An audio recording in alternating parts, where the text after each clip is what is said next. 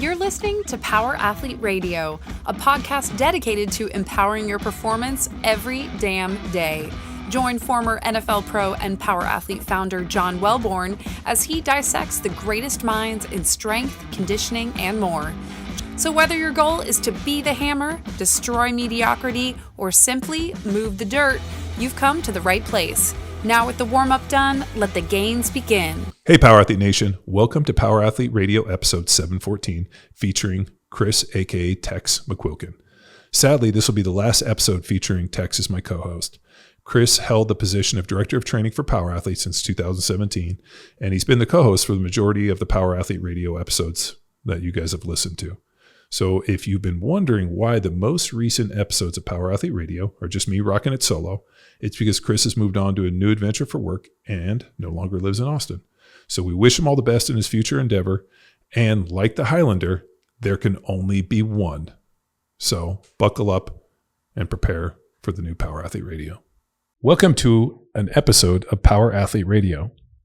We are going to discuss the updated academy and whatever else the future holds for us today. So I want to get in a little bit about the updated academy. I know we've been working, you especially have been working a long time trying to reboot the information and put a better version of the methodology. Because when we started the methodology, what was it, 2017 we launched? Launched in 2017, but the initial conversations, and you're going to laugh at this one, the vertical integration of coaching. Where did we get that vertical integration model? Was it Cal Dietz? I have no idea. So Cal Dietz, I think I'll relate it to Cal Dietz because I think it's funnier if we relate it to him. But there was something where it was Charlie Francis. It was Charlie Francis had a vertical integration model.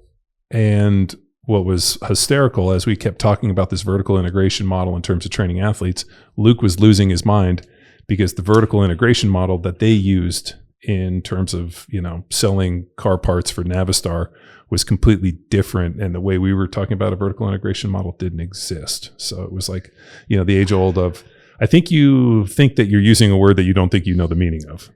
Yeah. That was awesome. So I should have dug that up. I didn't even think about it. But the original photos exist in the cloud. Oh, on Google Drive. Of the vertical integration. So I can try to dig those up for the show notes of how smart we thought we were. Oh, goddamn. Yeah. No, I mean, it wasn't a vertical integration model as much as it was not vertical. It was more pyramid shape-ish. Yes. And the same perspective that we would use to develop an athlete, that was our original thought and mission and guidance through this. Okay, we know how to develop athletes. We know how to put on an amazing seminar for 2 fucking days and kick the doors off and make everybody smarter drinking from a fire hose. No, we have the opportunity to turn this into a long form play of developing a coach. So we had all these tools and experience with athletes and then just being powerful educators. How do we turn this into long form? And that was the spark. Well, I mean, we did it in a lot of interesting ways, especially with the podcast. In an age where everybody's obsessed with YouTube shorts and, micro dosing information at every turn. I mean, the fact that we have long form discussions that go 2 and 3 hours. I mean, Joe Rogan really proved that long form discussion is not dead, that people are willing to invest if the information, the conversation is empowering and engaging. Yeah, and we used it selfishly because we had the opportunity to deep dive the literature, apply it to your professional and personal journey experience as an athlete and the coaches you've learned from along the ways, and then the amazing people that we've met since your career through CrossFit, through Sorinex, through seminars, through the conferences, into the podcast, yeah. To now just pick up these ideas instead of just reading and citing them, exploring them. Yeah. Okay, how does Cal Dietz apply compensatory acceleration or a lunge movement through space? And then how does Ruiz apply this, taking from establishing a base level into what he does with his athletes? So all different opportunities to pick up ideas and then wrestle with them to disseminate and synthesize what's best applicable for a coach. Like, we've sifted through the bullshit. This goes back to one of the taglines. I forget whether it was for programming or just one of your videos, sifted through the bullshit and like just giving you the real raw, what you need to apply. Don't worry about anything else. Just do this. It will work. Well, there's always been a premium and almost like a gatekeeper for educating coaches. I mean, you can't swing a dead cat without seeing a program where people are trying to train athletes. There's so much A to B content out there in terms of like, I'm a coach and I train athletes, but how do you educate a coach to become one of these A to Bs? And what we found teaching the CrossFit football seminars, we weren't just merely going out and just teaching a methodology. We were trying to get people to level up their coaching, and that wasn't necessarily the initial intent. My thought originally when I got pitched doing CrossFit football is we had to go out and educate intelligent coaches on this new way to use CrossFit to train field sport athletes. That we can effectively tune these movements into different sets, rep schemes, put a periodized strength program together and hand it to these individuals and let them run 100 miles an hour. And what we realized very quickly was that where people were deficient wasn't in programming or information, it was in the application and their knowledge of how to apply stuff. Oh yeah. And then coming from the education realm into collegiate coaching, witnessed the same thing. So where we met at a point in the seminars, the fifth ever, December 2009, yeah. 2009. I saw the same things where I didn't have mentorship with what I wanted to do because I was working with Division III athletes with limited equipment, a fitness center, and I needed to take 30 dudes where they couldn't take themselves. We needed to level up, so introduce the seminar and the tools to do so. When you showed up, did you think it was a programming issue? Because that's where I feel like everybody starts. It's a good question. Where you get into it, where you're like, man, I just need better programming. If only I knew how to what to do with these athletes. And I don't think that the limiting factor is knowledge. I don't think that it's an absence of a good program. I mean, there's good programming everywhere. I think it falls from the trees if you shake it hard enough. I think where things really disseminate and you start getting a huge diversion in the market is who can apply it best and who understands what they're trying to get out of each movement, each training session, and what I'm looking to do. Yes. Well, I had been on CrossFit football program following it.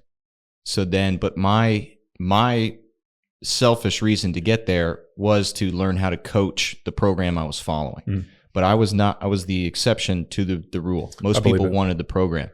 Well, I mean, think about at the seminar when we got up and we took them through the athletic pyramid and the paradigm and how we did everything. People were really obsessed with the nuts and the bolts of well, how does this program work? And, is it 5s? Is it 4s? Is it 6s? Is it this? I mean, people were so stuck in the minutia that, if you squat 5s, oh, you're going to be a lot better than if you squat 3s or 10s or whatever it is. And I kind of got wrapped around this weird axle of the numbers are the numbers. What are you trying to do? But at the end of the day, the execution is what's key. I'm not as into, a guy posted a video for feedback where he was running on the trampoline and, he was probably getting his knees up about this high. The arm swing was really short. And my thing was high knees, cheek to cheek, just make it nice and smooth. He was so obsessed with going fast that he completely destroys the entire theme of why we're doing this movement. We're teaching high knees. We're trying to teach posture and arm swing. And when you're doing little drummer boy and the knees are coming up this high, it's destroying it. Did you do what was asked? Yeah, you did trampoline sprints, but how they were done. So I feel that was something that really amazed me is I was surprised that people were so into well, do we do trampoline sprints or skips or whatever it is? And I'm I don't know, what can the athlete do well? At the end of the day, their ability to execute and do something well is by far the gold standard. Yeah, and execution is everything. I think my coming from a athletic background, it doesn't matter what offense or defense you run, how is it executed?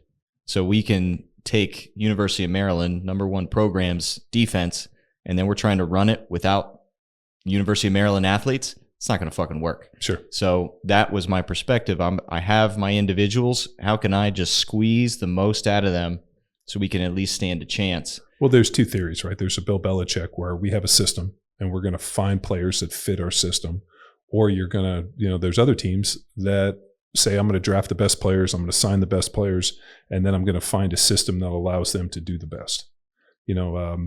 Take Andy Reid, for example. He had a guy like Donovan and some of the other quarterbacks. He goes to Kansas City and ends up getting Mahomes, who is probably like the culmination, if you were to look at like Randall Cunningham and McNabb and Warren Moon and all these great, Michael Vick, all these, great kind of, black athletic, move around in the pocket quarterbacks.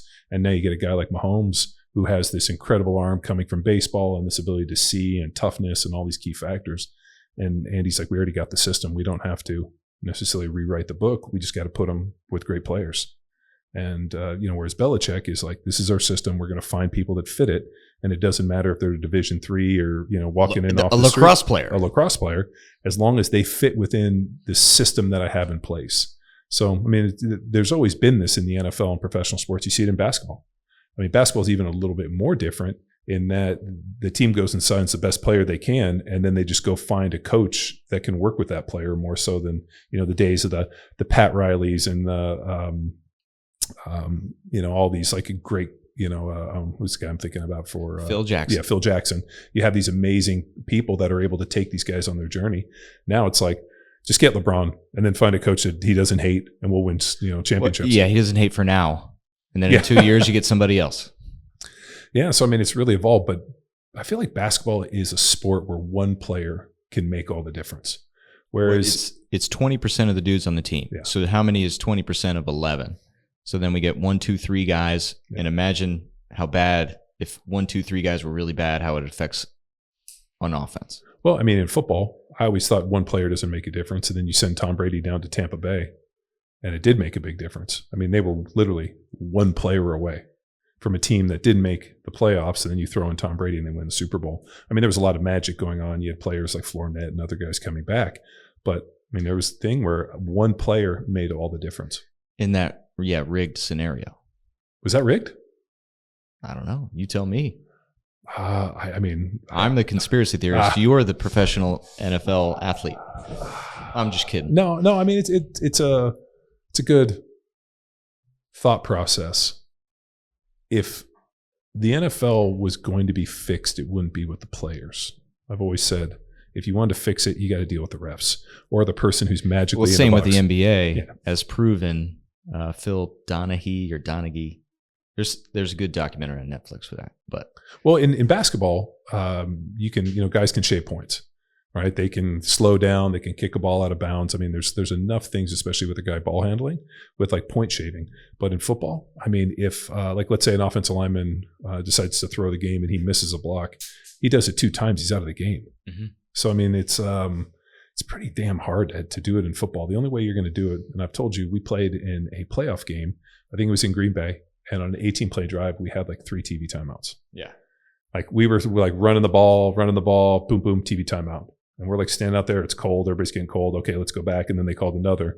And then they called another one in the red zone. And like we had 3 TV timeouts. It was almost like 9 minutes of intermission on an 18-play drive. At that point, we were like, the fix is in. We didn't win the game anyway. Well, there you go. Yeah. So pulling us back to applying your experience from professional athletes and the training and preparation, you are on a mission, an opportunity through the CrossFit Football Seminar to now disseminate and deliver this to, let's call them NARPs, non-athletic regular people at these seminars. Did you just coin that word? No, I did not. I actually stole that from Coach Cody, who was a Division I lacrosse player. But they used to call those the rest of the people on campus NARPs, but civilians. I usually call them civilians. Normies. But then I mean the evolution even from Seminar 1 to 5, and then when I had the opportunity to begin to teach in 2012, 3 years later, I mean, speak to that gap from 2009 showing film to then here's a package, a product. Well, let's go kick some ass today. I had never taught a seminar. So when CrossFit asked me to teach a seminar, I didn't know what that meant. I'd never been to a seminar. I mean, the only seminar I've really been to for performance or really just anything athletically was for CrossFit Level 1. I know that we had to watch film. I know that there was lectures. I know there was workouts. I mean, they taught their basic movements. I mean, I understood the basic structure of the seminar and what they were trying to teach. So me and my limited experience figured, let's train these guys like we would train football players. And seeing as that I was a football player and I'd been trained many times. So I reached out to the smartest people I know, which was Mr. Ruiz and Kelly Starrett and Andy Stumpf, and asked them to come in and teach pieces. I wanted Rolf to come in and teach a sprint, because I don't think that you can train athletes if you don't have a conversation about sprinting. Mm-hmm. It feels incomplete to me. If you're going to talk about athleticism and you're going to talk about movement and you're going to teach a seminar, you have to at least address sprinting. You know, you can go to a sprinting specific seminar, but to not teach or at least not address running, which is probably the greatest example of athleticism we know. I mean, I remember Cal Dietz calling me. He's like, dude, I can watch somebody run 10 yards and I can tell you where they're deficient in a lot of things. Yeah. And the seminar included 5-10-5, yep, the L drill, and then just simple acceleration. Yep.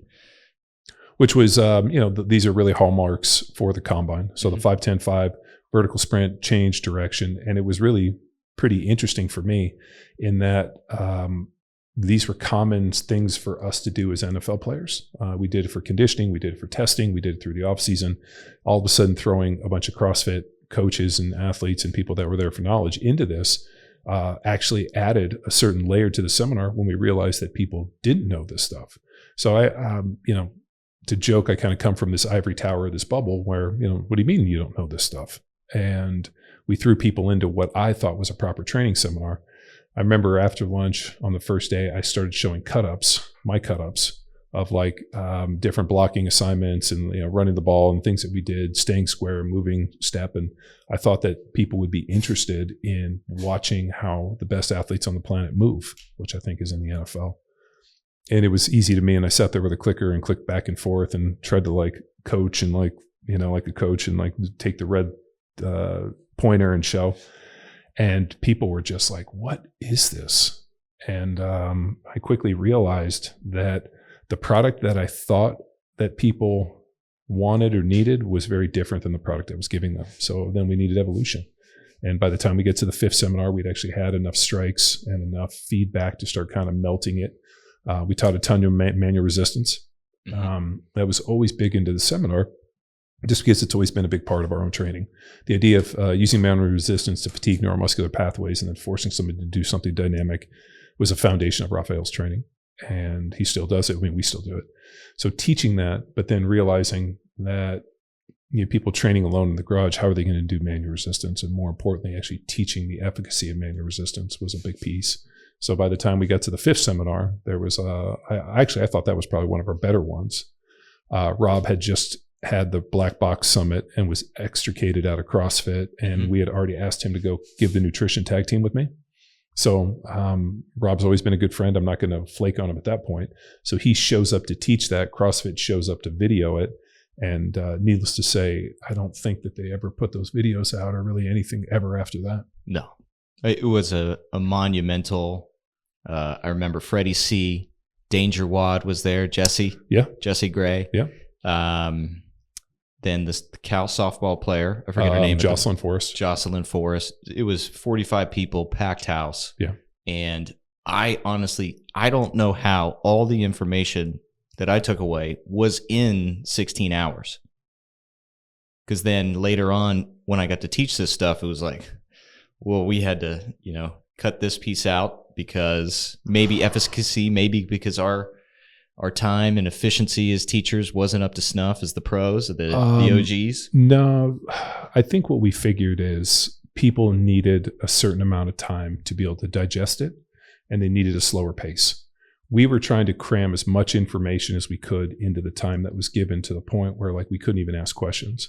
We had a schedule, and I knew, what's wild is I kept the schedule. And a test. Yeah. We had a programming test, or actually it was a written test. It eventually went to a programming test. Multiple choice. Yeah. That's what I took. Yeah. So there was a multiple choice test, and then people started failing that. Then it became a programming test where we'd put together in groups and people did programming. I don't know if you remember that. That was after you. And then it got to the point where it was a programming assignment that they had to do at home and bring it home. Yes. So that switched. We turned the home when I started to get involved, because it was, 2 hours of programming lecture. Instead, it was day 1, bedrock, day 2, field strong intermediate athlete. And so they had an opportunity to do the homework overnight for the bedrock workouts. Well, the actual at home was the solution, because as I asked them to program, and I want to say it was in Europe, or maybe, no, it was either Europe or Tampa. Both of those gyms, kind of the one in Stockholm and the one in Tampa, we did look the same in my mind. But I sat there and I'd put people into groups and I'd say, hey, I need you to design programming. That's what it looks like. And then I would eavesdrop. The basic understanding of like volume, intensity, arrangement, and just like, what the fuck are people doing? Never ceased to amaze me. So I figured if I sent them home, they would just go on the CrossFit football site and copy workouts. Because then I would read it and I'd be like, oh, they copied the workout, or they copied a week of programming off CrossFit football. Good for them. And those people would pass. The people that wouldn't, that decided to do their own stuff, I mean, it was just insane. Like they didn't, and I would always ask, you'd hear me be like, how long does this workout take? I don't know. Well, load it up. Let's check. They just had zero understanding of like arrangement and how long this workout. And, that if you remember from those original days, I said, if you're not doing your own program, how are you going to know how long these workouts are going to take? What do you know where the holes are? What are you going to have to prep for? What are going to be the limitations and the limiting factors? And I had a guy basically raise his hand and was like, I would never do any of this shit. That's the reason our program is so successful, because I write a bunch of shit I would never do. And I'm like, that's like a chef that doesn't eat their own food. Define successful. That was Jeremy Thiel's brother. And they had CrossFit Central here, and it was a real big gym, and he did all the programming. And I remember, and Zach Thiel's his name. I was like, Zach, you got to be able to like do this stuff. He's like, I don't like any of it. I hate it all. And that was very telling. It was. But we saw this evolution, and the programming really, or just the seminar pivoted. It pivoted to what people needed or what they could digest. So I think when we started, we had an idea of what people needed, and we just tried to like hit them with the fire hose. And the emails we got back over and over again was like, it was amazing. I don't know what I learned. That was amazing. I can't take anything home. So, I mean, if you have the world's best program and the best seminar, but nobody can take anything home because they don't remember anything because it was too much, then that's where all of a sudden we started cutting the weight, because it just felt like, okay, we're teaching this for our own egos. We're stroking our own egos. We're not actually helping people because they're not able to use any of this information. Yes, and that goes back to the experience we talked about with the different NFL installs, right? Forcing this and just about the ego.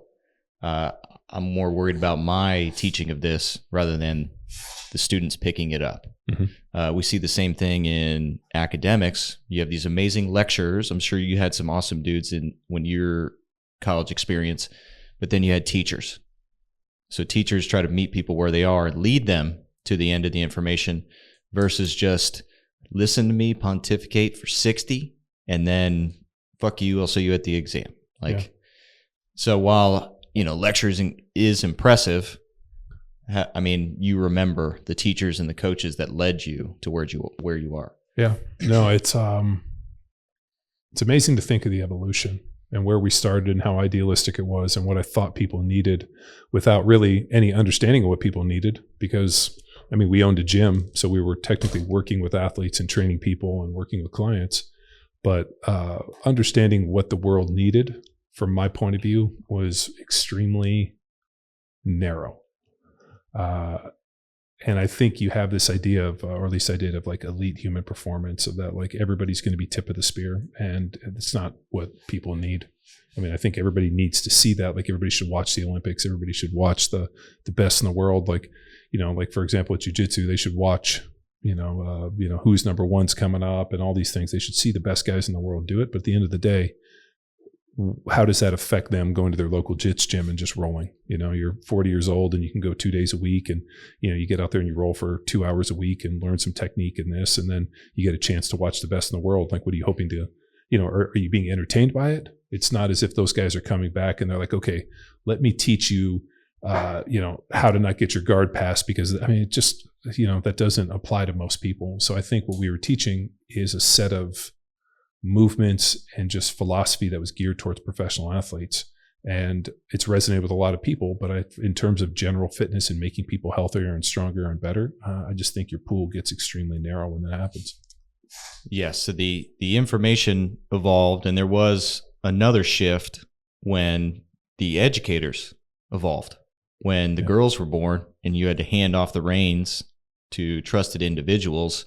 So now how did that effectively change the information experience? Because the ethos of John Wellborn could not always be there. Well, the seminar was very personal to me. As you remember, there was a lot of anecdotes and a lot of personal information. And I taught all of the information, whether it be from the squat, the pulls, all these other things, the sprinting, the running, the change of direction, everything was taught from a very personal lens of like, hey, when I played in the NFL, when I was training, these are the things I did. So the seminar was very personal. And I remember when the kids were born and I was going to send Luke and the team out on the road without me, I realized very quickly that they could not go out. I mean, they just didn't, I wasn't going to ask them to go out and do a parroted version of me, like, stand on stilts and be like, hey, I'm John Wellborn. And they used to do jokes like this. Side note, Ben Oliver called me yesterday. He sold CrossFit Balboa. Wow. Yeah, called me. He said, did not sell it. So the value in Balboa was in the building and the CUP, which was the conditional use permit.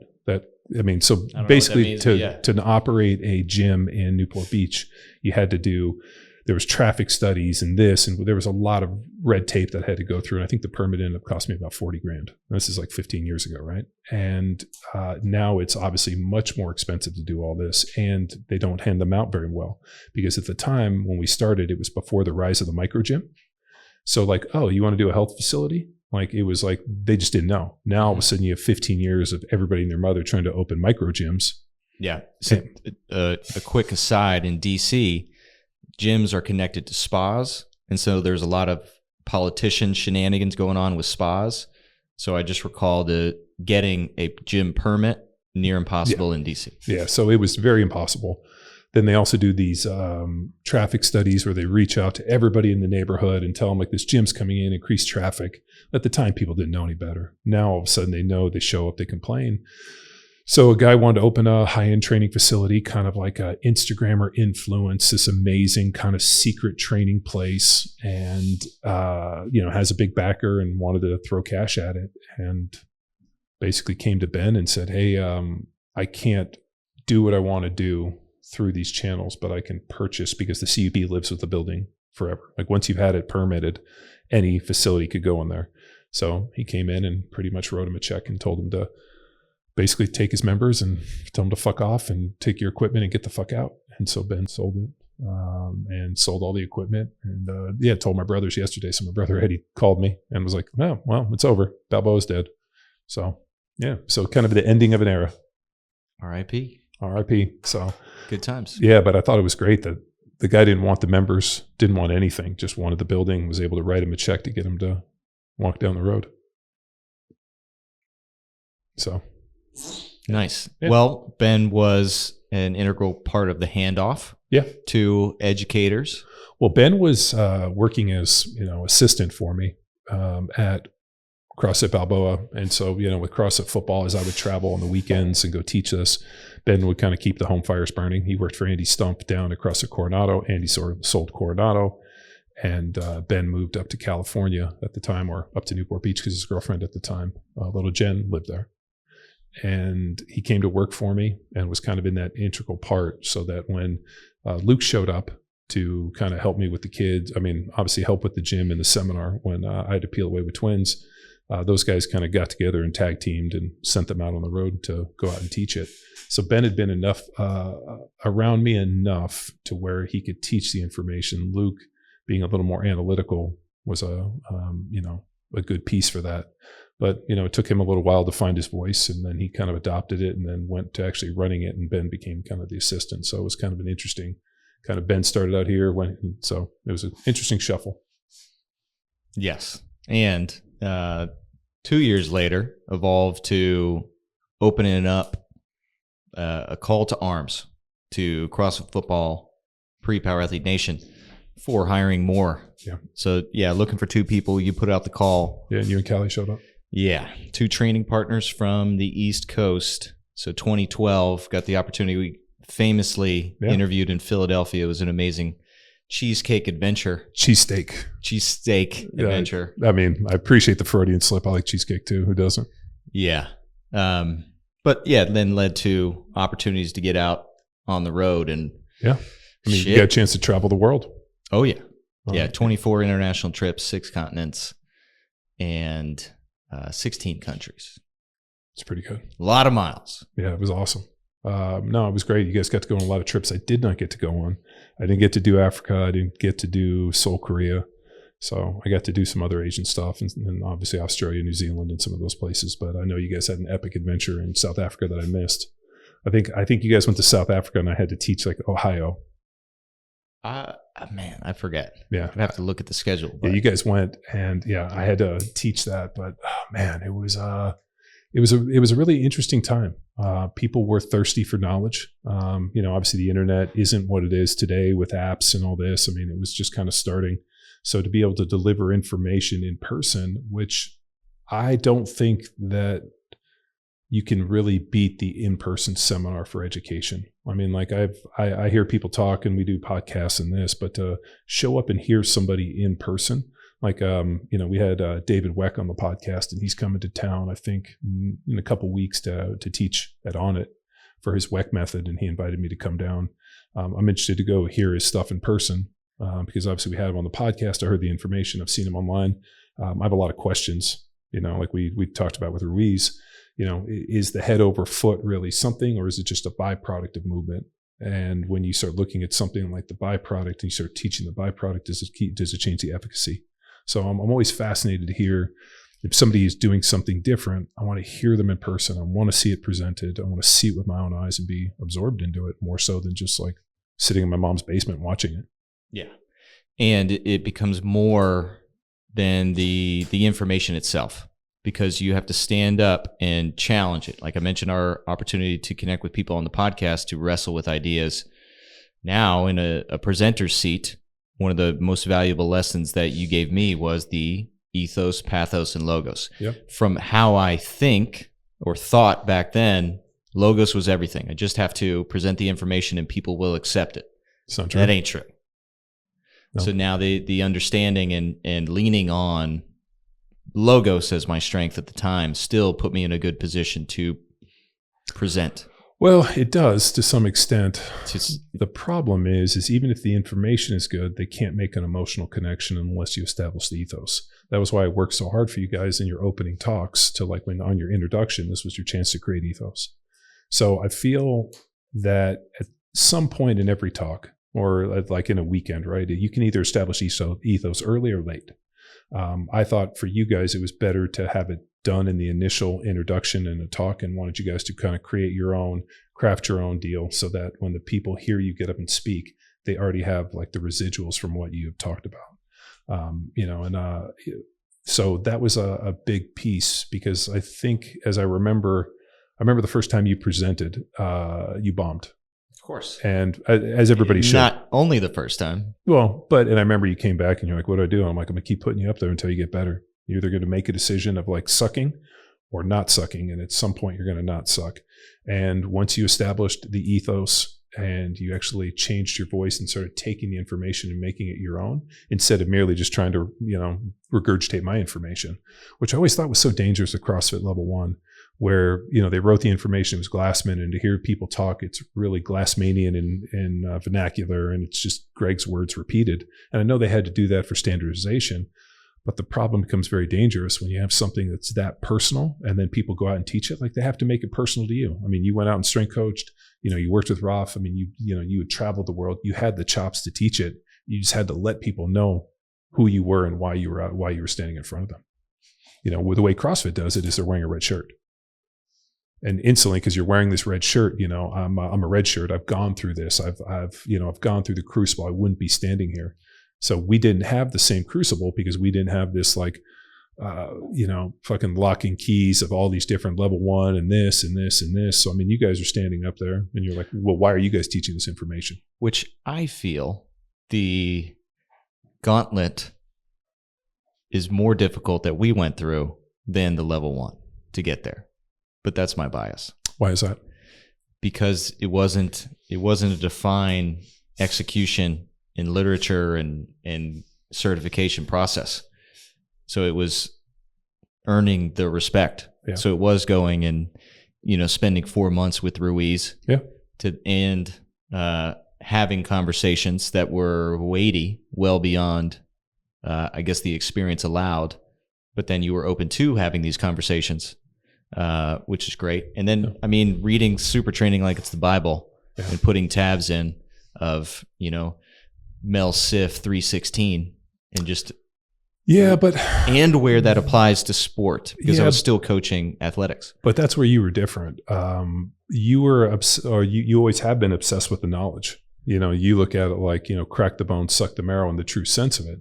Whereas Luke wasn't interested in the information in terms of the granule. He was interested in like the teaching and like the part that he needed to play.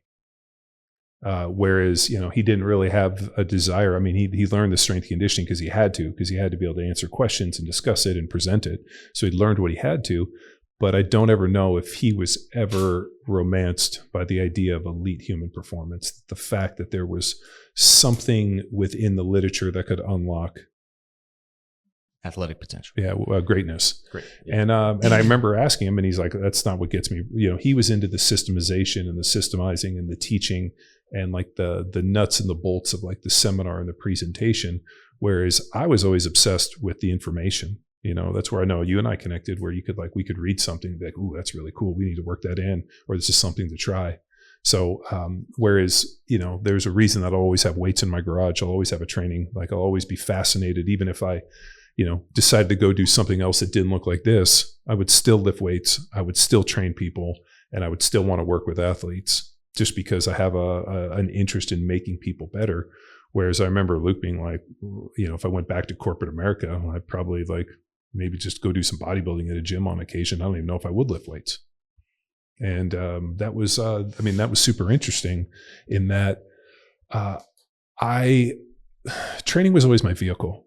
Right. Like if I hadn't started lifting weights, I played with dudes that the only way they weren't getting to the NFL, they got hit by a bus crossing the street. If I hadn't have sat down and made a concerted effort to get bigger and stronger, and every time I went into the gym, I was going to get better, I wouldn't have got a chance to get to the NFL. I mean, I would have grown tall, but I just wouldn't have developed my skill set. And I had this undying fear of failure.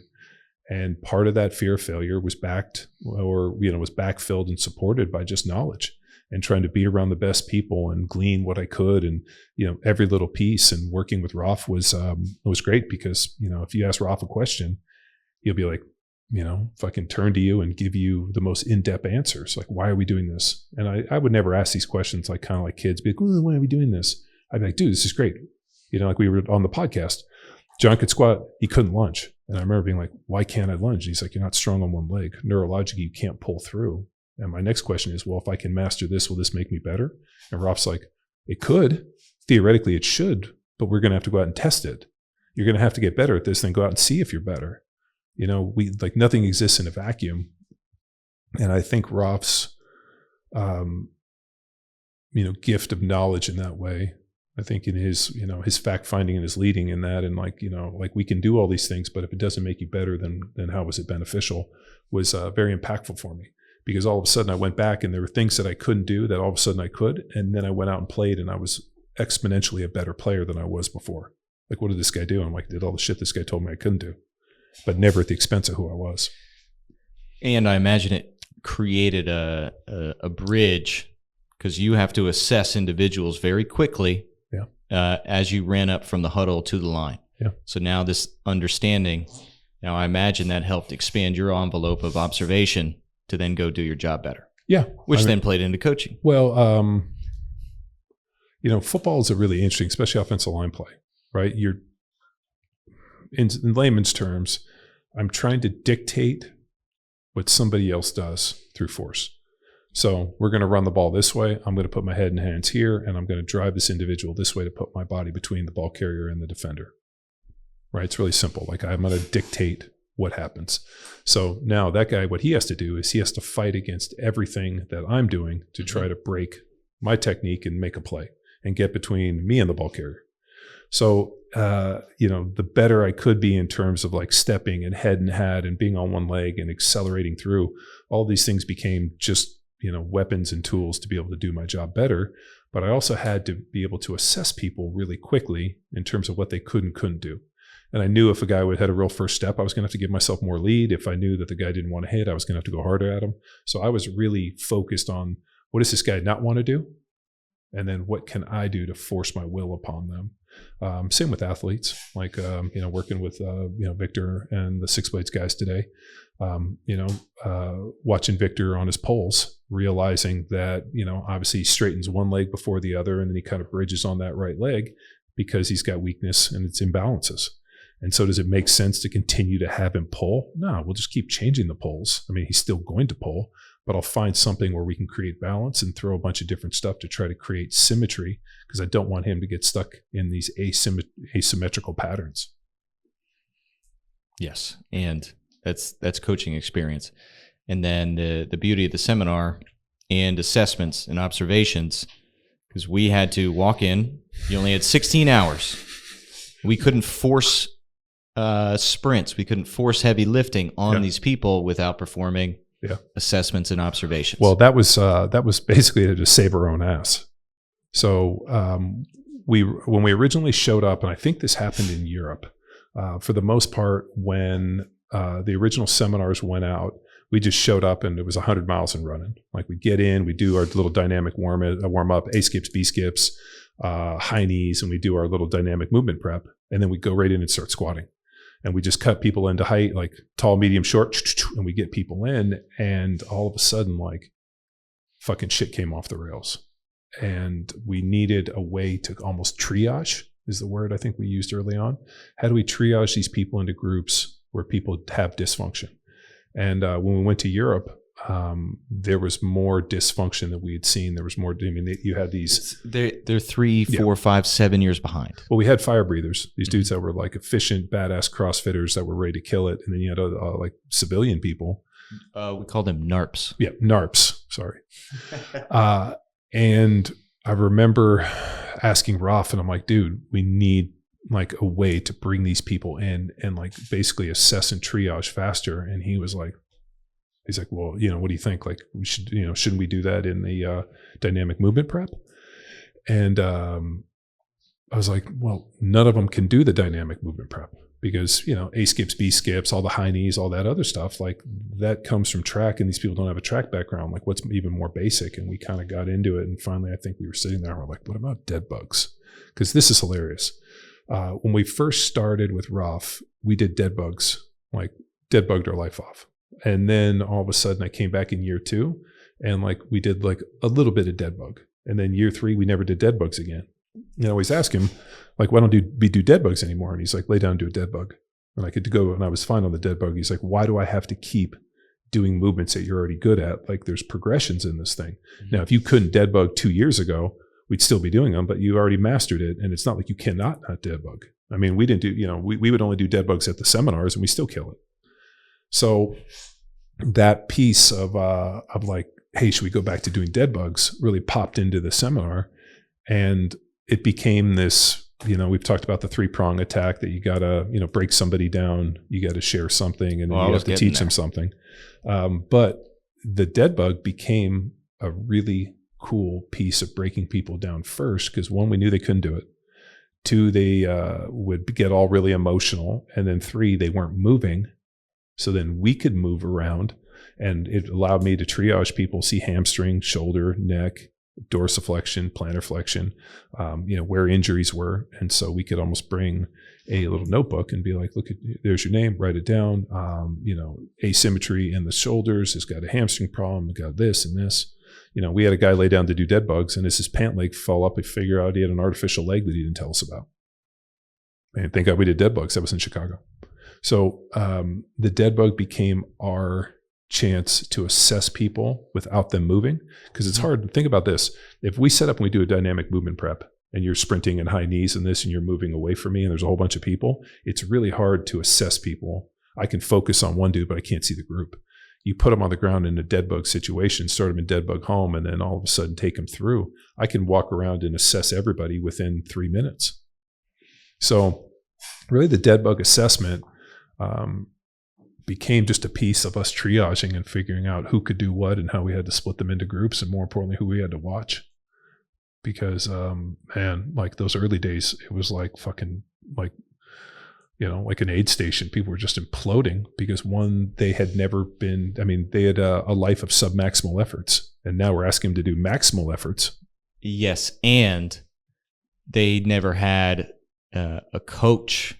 And I mean that in the utmost respect for you and Ruiz in that first experience. That's the first time you had somebody with high expectations, and them as an athlete, and even me and myself when I was attending, could not execute and deliver. So despite of my effort, I was not meeting the standard, the expectation of execution. So going back to our beginning with execution and why it's so important. But at the same time, it's okay to fail. This is where you are today. And then we're also giving you the corrective exercise, which will lead to the promised land. Sure. What I appreciate about the assessment, over 100 seminars, we're talking over 1,000, 1,500 athletes. So walking in, assessing, and then adjusting the course or the movement or the stress accordingly.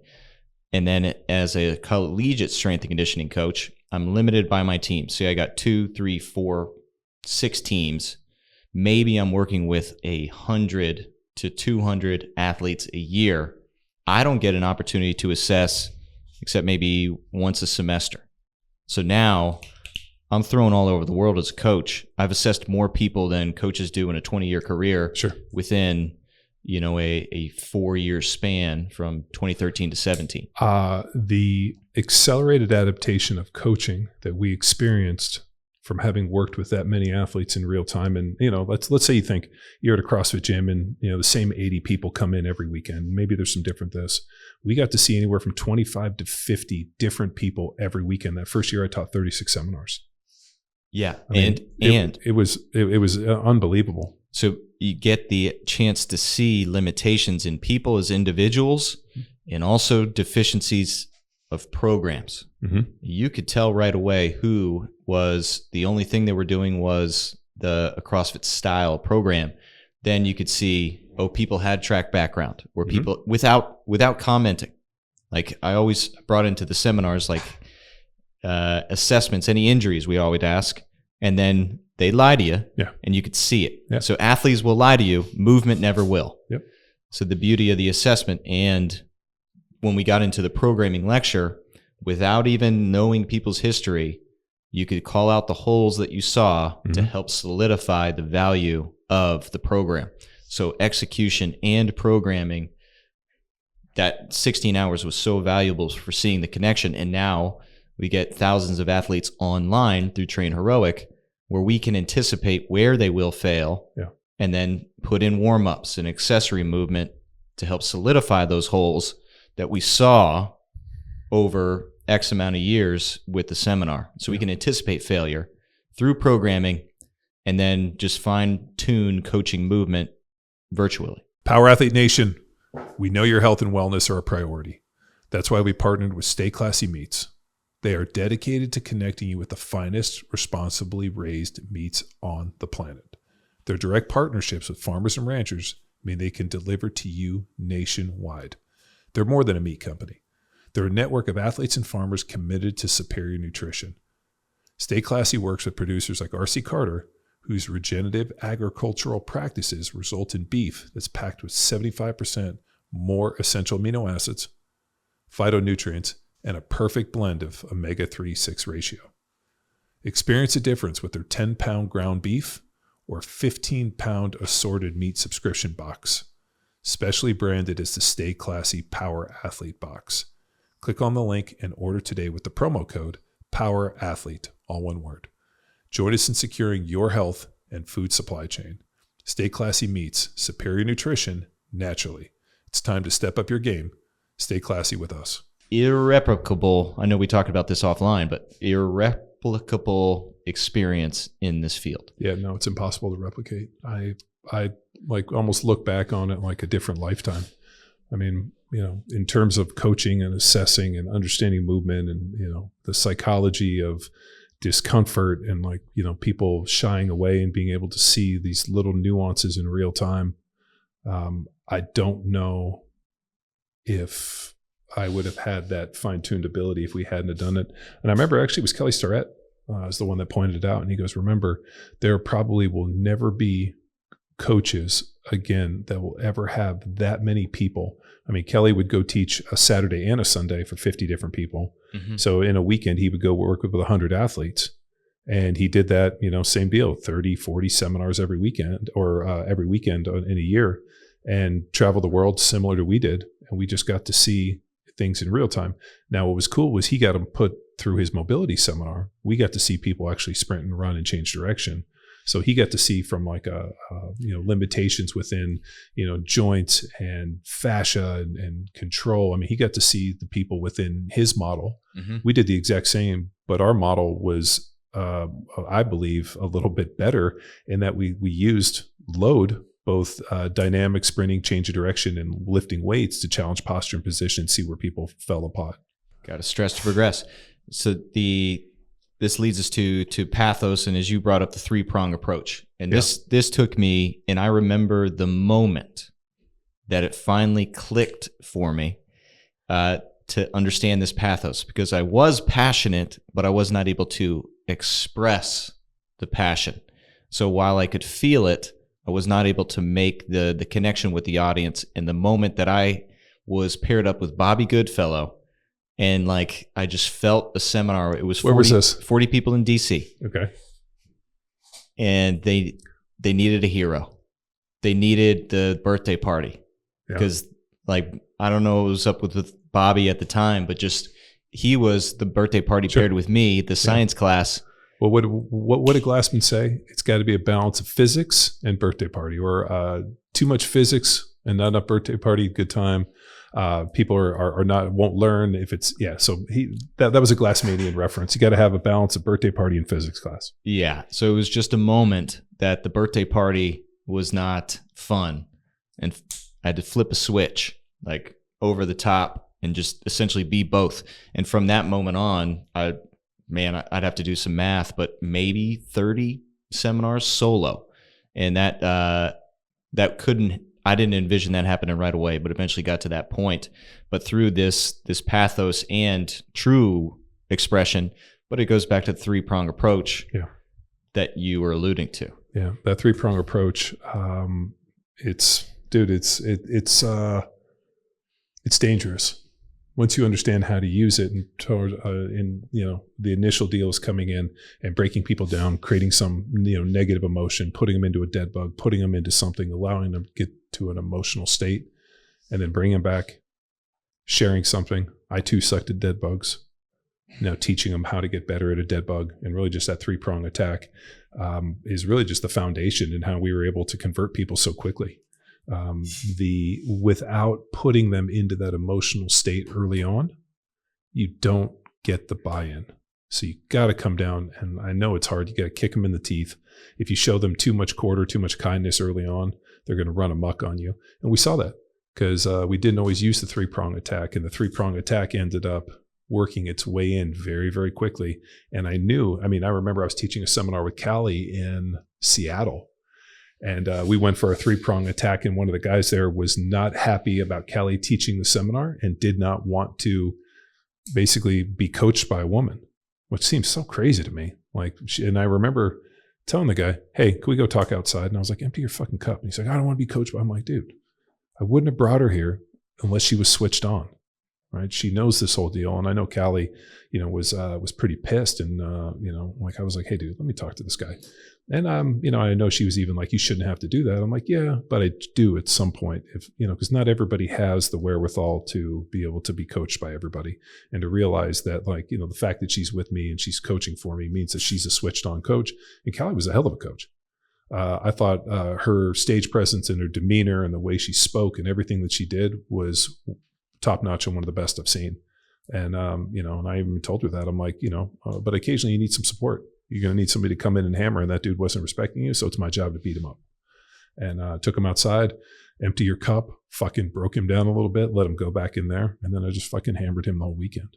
But There's an interesting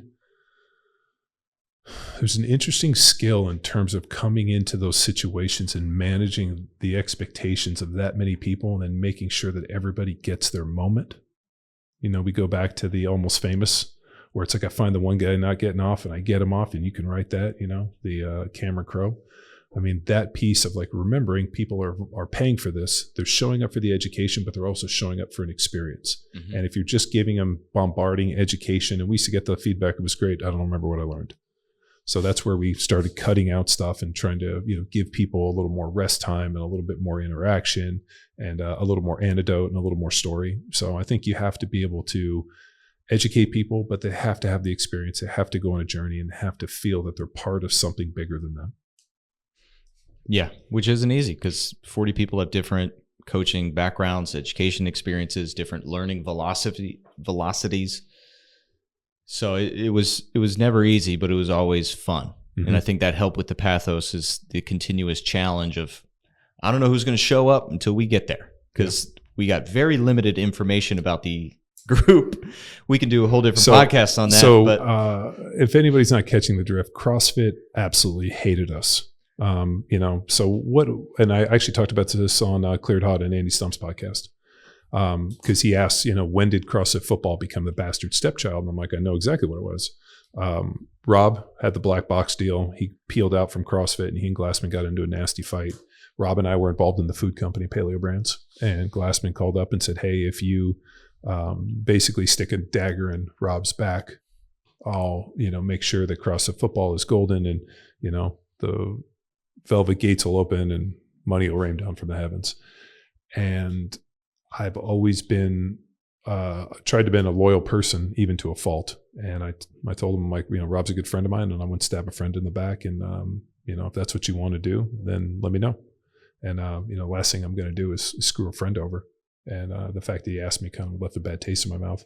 So at that point, CrossFit football came off the main page, and we proceeded to be treated with almost like we were lepers. In all the years that we taught, they had hundreds of hours of us in terms of our content and seminars. They put out 2 videos, one of you teaching a floor press and another one of Ben, basically taking liberties on a lecture that was never part of the seminar.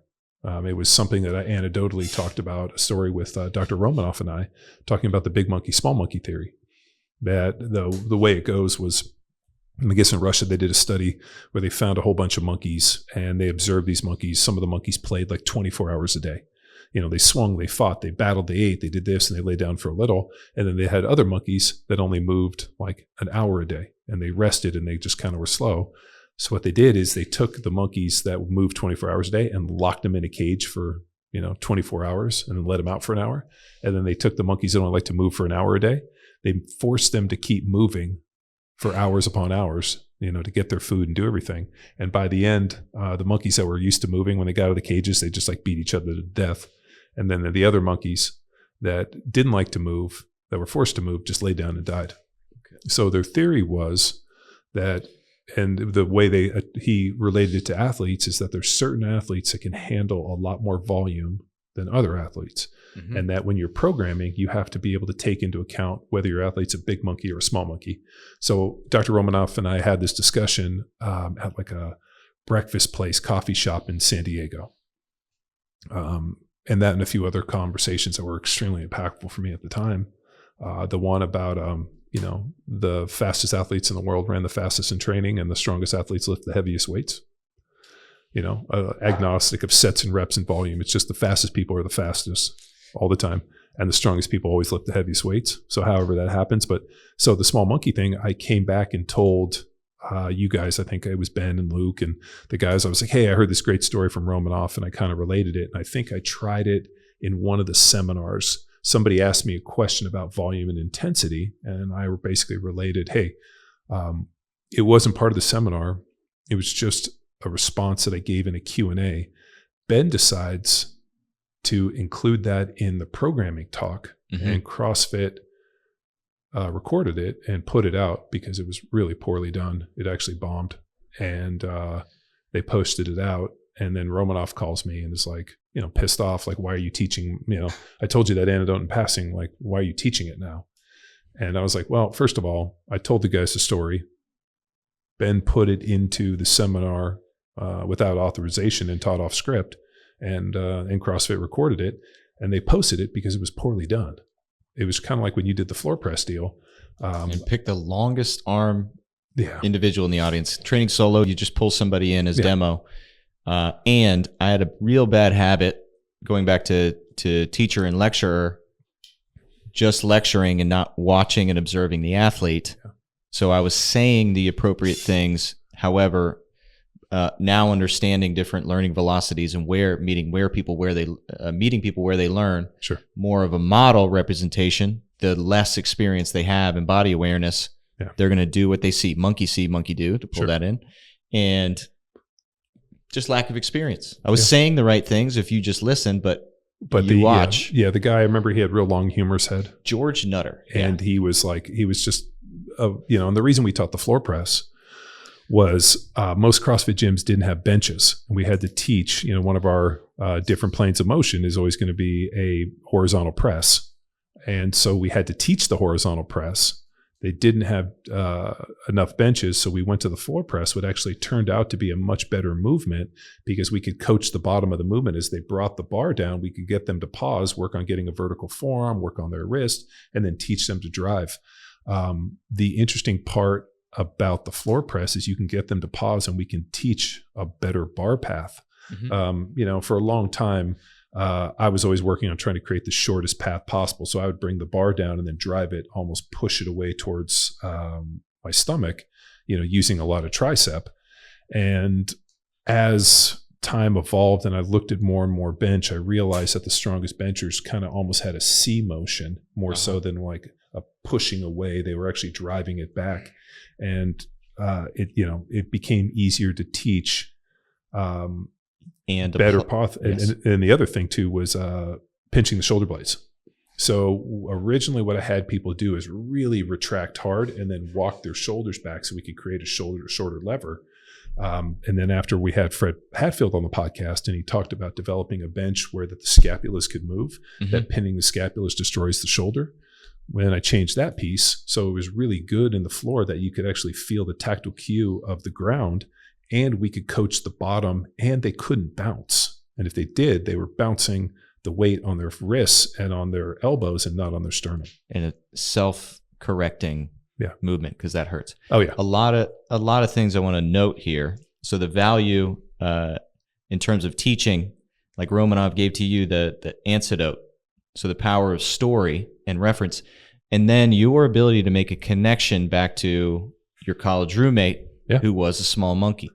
So in terms of being a teacher and then applying it and creating into programming, you got to lean on your experience or the experience of others. Like I would learn that lesson from you and then look for it with any athlete I'd be coaching. Yeah. So using antidote and story to help solidify a point, because it's easier for an individual to remember that rather than citing some reference from super training or science practice.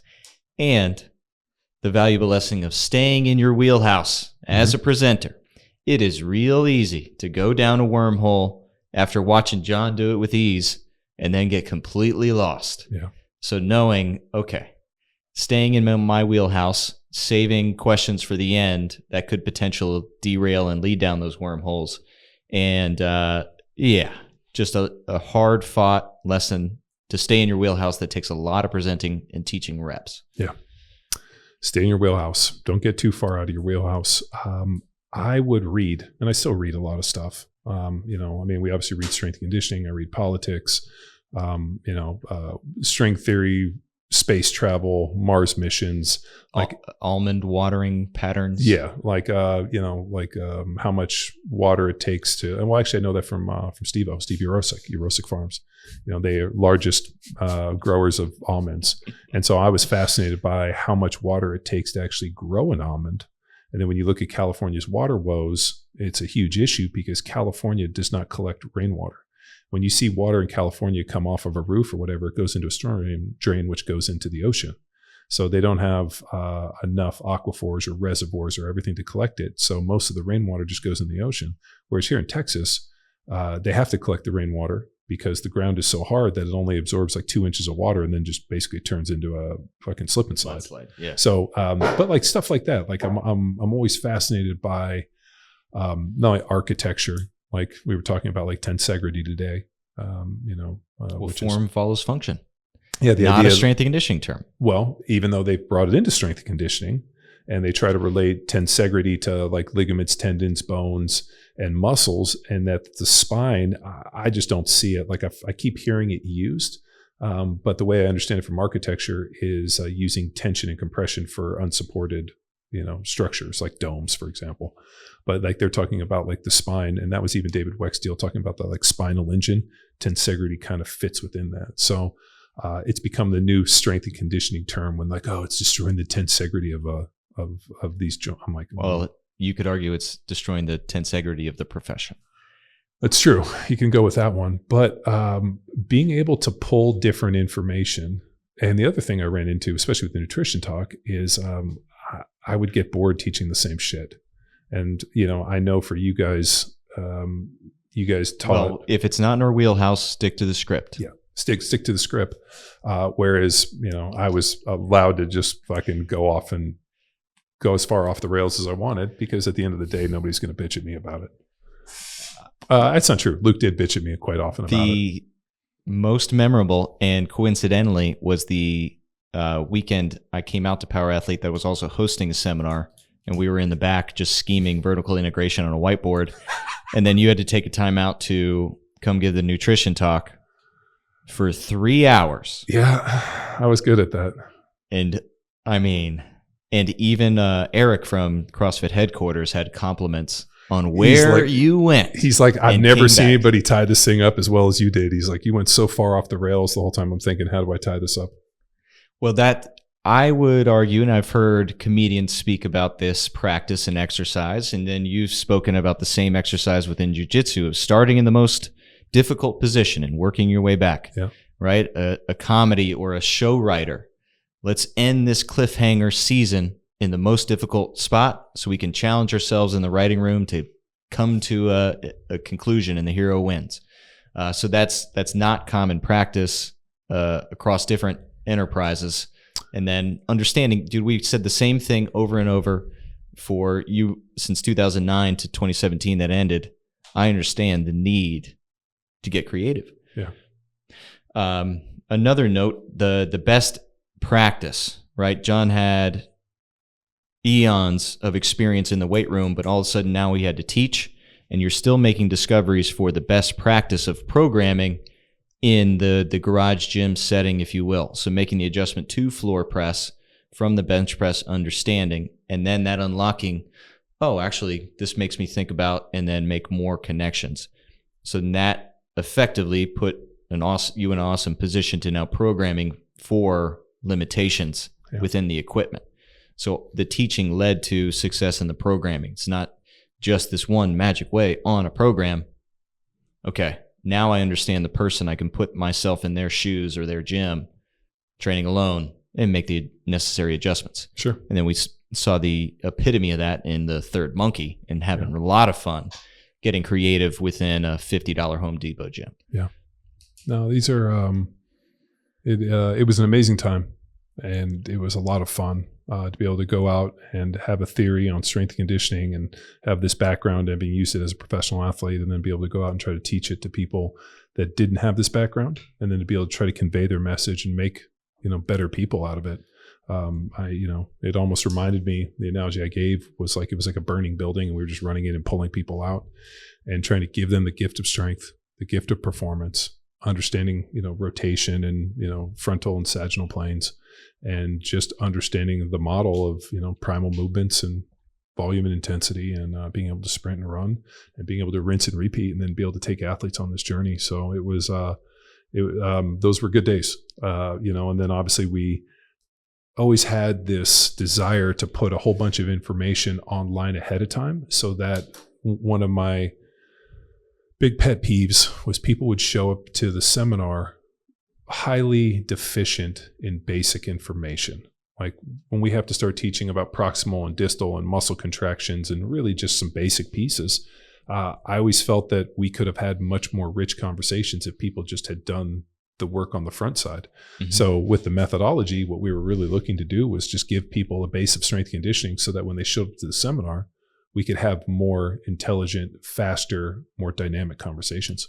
Yes. And to steal a Ron McKeefery quote, and it's in the book, getting people to the position that they can learn. So it began as the foundation, a level 1 for us to then project, like send a coach to the moon. Like, here's this base level of knowledge, similar to what was taught in the book, a base level of strength, which then is the platform for what athleticism is built. Let's establish a base level of knowledge for now you to set up to coach individuals' specific needs that that you can start to see and understand, and really send an athlete down a path they wouldn't get otherwise. Mm-hmm. Which there was a lot from the seminar that was left on the cutting room floor that we valued, which then the online course at your own pace allowed us to bring back into the fold. Sure. Which then, leads us to the point we are now. Sure. Where we had a vision of level 1, 2. Yeah. And now taking the cutting room floor things from level 1 and then I won't say rewriting, but solidifying the methodology as a whole. Yeah. That's available online at powerathletehq.com/academy. Yeah, we had this kind of multi-prong approach, with different steps. And what I realized is that steps 2 and 3 for the block, for those things were more about, our own hubris and our own desire for what we thought people needed. At the end of the day, people need like a solid rubric to train from. And really the second, the third part is you taking an athlete on that journey yourself. That's, to me, when I look at like the advanced of like the block 1, or the block network, it's not necessarily like us educating or giving you more. It's who you're able to take on this journey. To me, those are more about like, here, I've helped an athlete get a scholarship. I've helped this guy do this and this.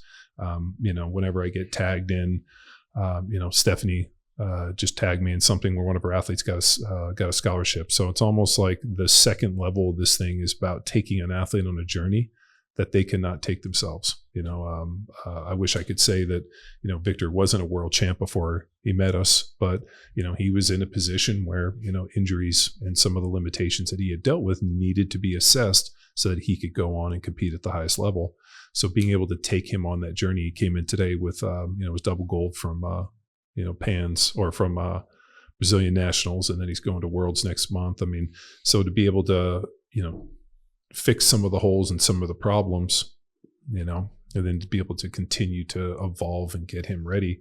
He was supposed to have a fight with Gordon Ryan here in about 6-7 weeks, but that ended up not happening. Gordon he's got stomach issues, and now it's kind of manifesting into the throat, and he just can't get healthy. So they were inked, cancel the fight. So he's going to go to Worlds out in Long Beach next at the end of the month. So getting him ready for that and prepping these guys for, what they have going. So, taking athletes like a guy like Arash, who was 292 and now he's 246 and is stronger and better than he's ever been, competing at a higher level, or, Philippe, trying to get him to be the best in the world at that heavyweight, which is by far the most competitive. So, these guys are already pretty talented, but giving them the gift of strength, teaching them the mobility piece, and like really just the ability to generate force in these different ranges of motion. I've never been, mobility is an interesting piece. I like to use it more because I think about being, active range of motion, being strong within these different positions. And the only way we get there is by training them and forcing them into these positions. Yes, and continuing to learn from the observations to then guide the programming, which we're seeing in the evolution Dragon Slayer. Yeah. So with the launch of the online course, that was a model of us on the road and seeing the limitations within the industry. Yes. Focused on a single guiding light of application. Yes. Let's teach you to go out and apply to your athletes. And now we've had coaches come to us and test, so we get to see the value of the education that we're putting out and identifying, and this is the evolution of, and finding limitations in the product and the education and the course we're putting out, testing them, and then now we're in a position where we solidified the limitations or misinterpretations or misapplications of the information, and having this 2.0 of the course. So that's a cool thing as well, is having over 150 people here that we certified, maybe 200 people tested. I'd have to get you the numbers, Sean, but 150 certified coaches in the methodology, which is awesome. And then still finding gaps that we can fill to then take them to the next level. Sure. So, I mean, not a lot of coaches can say that, where maybe they have their ideas, their thoughts, their methods, but then how were they tested? Was it my athletes in-house, or was it I taught you this, I gave you the opportunity to apply this, and then how did your athletes perform? So a reverberation, it's not just the in-house, it's the impact of the people that we connected with. Yeah, no, I mean, the mark of a person isn't necessarily on what you do. It's how you impact those around you. They say a person dies twice, the day you die and when the last person that knows your name dies. So to be able to create something that creates such a big splash and a rippling effect that has the potential to go on and influence people for many years has always been a desire of mine. And as you said, you kind of get into this, my daughters are almost 12, my little boy's 7. We've been doing this a number of years, looking at it and being like, how do I continue to influence people in a positive way?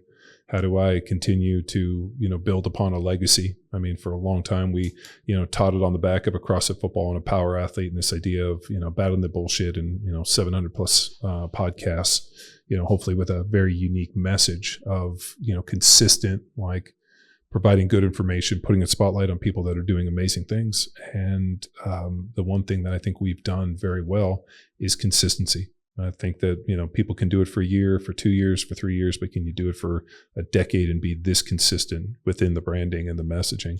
So I think the longevity piece has always been fascinating. At my core, the idea of being able to provide people as much information as they need, but not so much that it creates paralysis. I felt like that happened all too much in college and everywhere else. I mean, in the NFL especially, where these coaches would just start throwing out and vomiting information, and players would get paralysis because analysis is paralysis, right? Where I always had a pretty good ability to listen to all the information and be able to glean out what was most important and what I needed to know.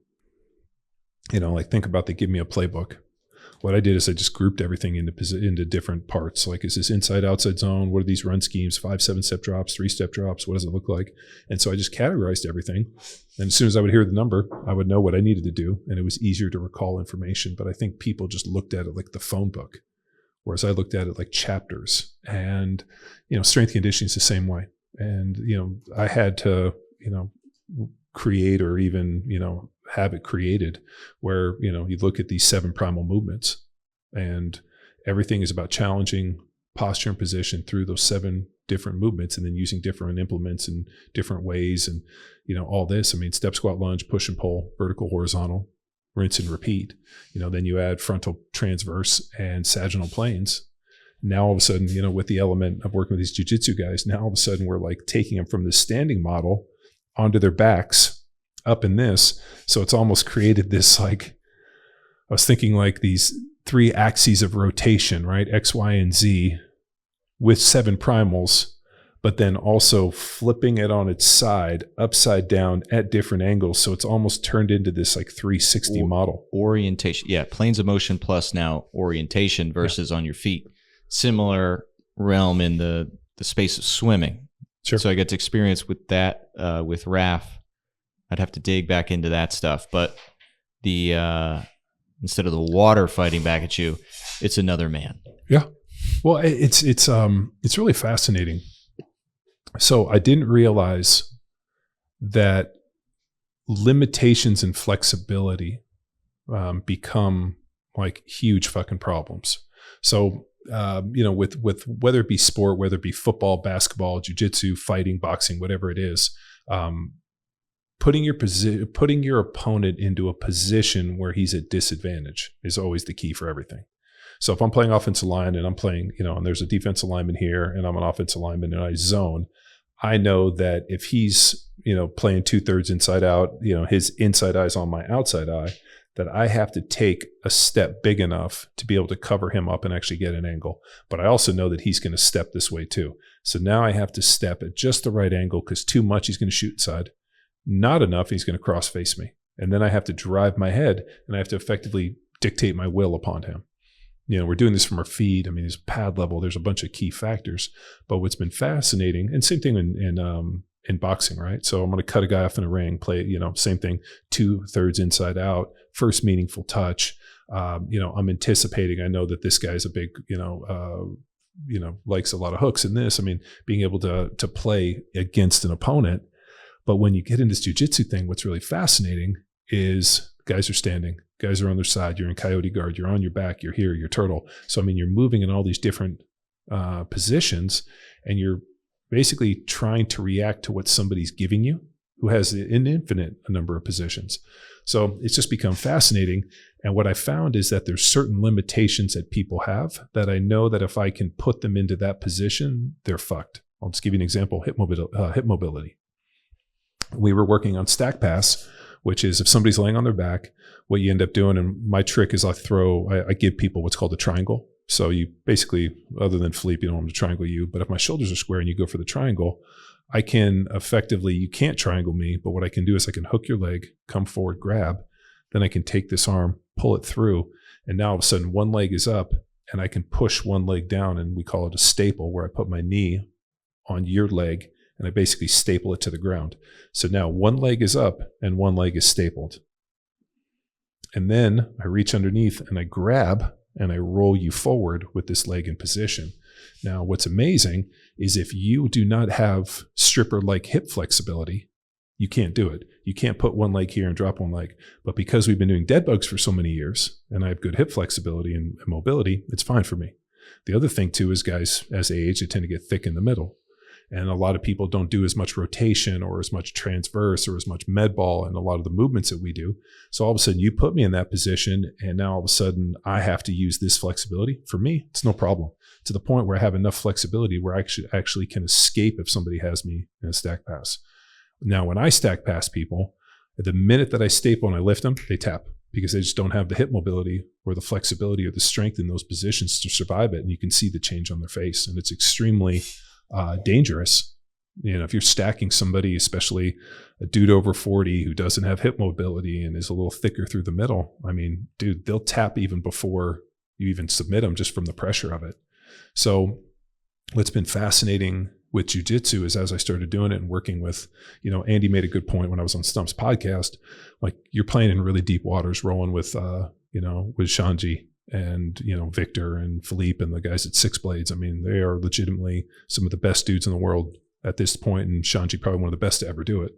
Hodger Gracie's considered like the best ever, and he lost like 3 times or 5 times, and 2 or 3 of them were to Shanji. So he's a I don't even know how to say it, like an idiot savant. He's not an idiot, but he's a savant for jiu-jitsu and teaching it, and the fact that we get to roll with him is really pretty amazing.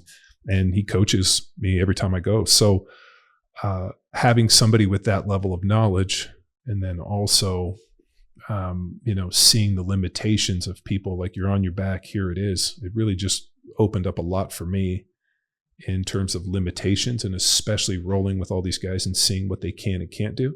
So it allowed me to go back into the lab, develop a training system, which is Dragon Slayer, apply it to these guys. And now all of a sudden what was neat was, and I'm such a dork using the word neat. Andy was like, I can't believe you use the words neat. I'm like, well, it's either neat or rad. Neato.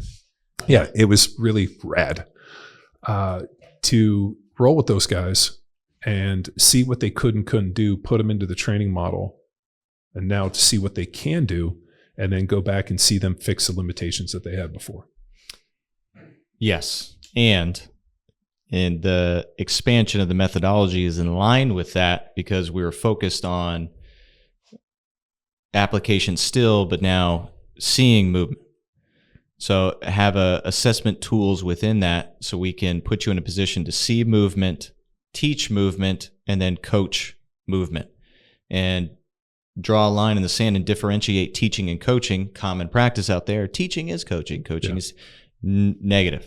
So now imagine, I'll use any jiu-jitsu coach as an example. Shandi, he understands this whole expanse of it. Yeah. But now he can teach you that, but you need a coach. So he teaches you a movement, and then a coach gives you the 1-2 directions that you need.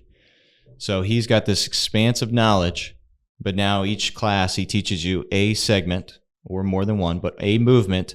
And then when you get the opportunity to go live, he gives you 1-2 cues, directions, and feedback based off your execution. Yeah. What people don't do, and kind of bugs me a little bit in jits, is we spend the entire class drilling one thing. So when I go into we go into some free rolls or open mat or just some sparring at the end, I fight to use what we learned during the class.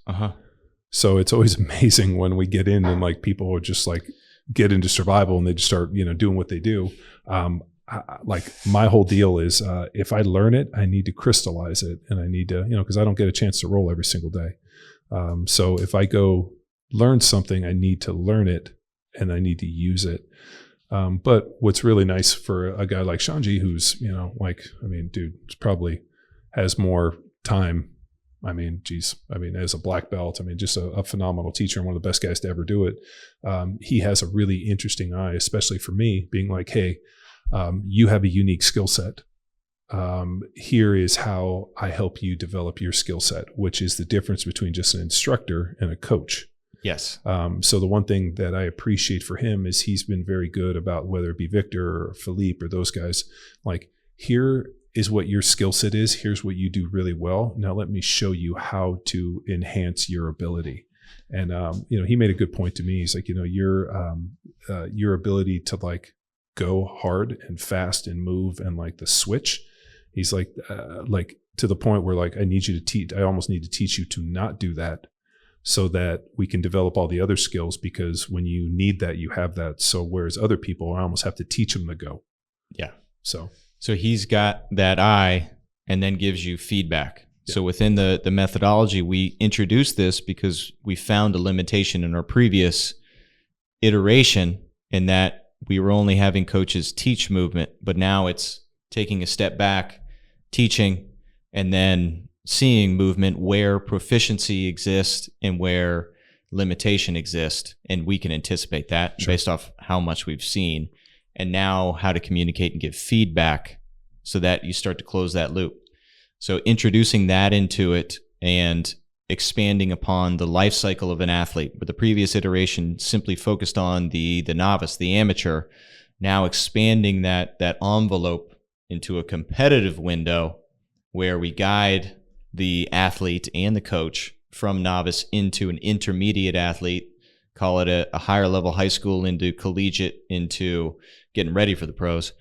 And what's cool, and to build upon what you experienced with the programming section, which is probably the most valuable tool that we have in there.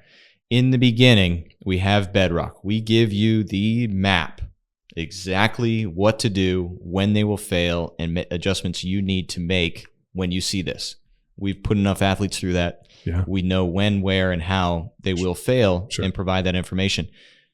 And that's where you learn to coach, is on the Bedrock program. And we can anticipate what you'll see, where your athletes will fail, and help guide you through that. And once you learn how to coach, the new iteration of the program is a template.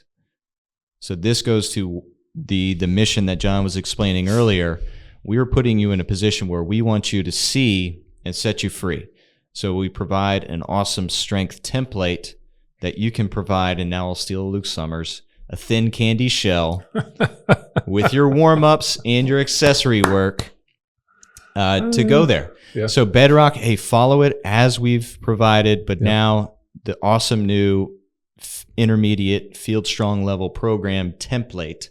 The strength is there, the sprints are there, but you get an opportunity to really learn how to program, right? We teach you how to coach, and now you can learn effectively how to program based off an individual that's in front of you. Yeah. We interrupt this episode with a shameless self-promotion. Do you want to build thick, sidewalk-splitting slabs of muscle? Let me introduce you to Jack Street.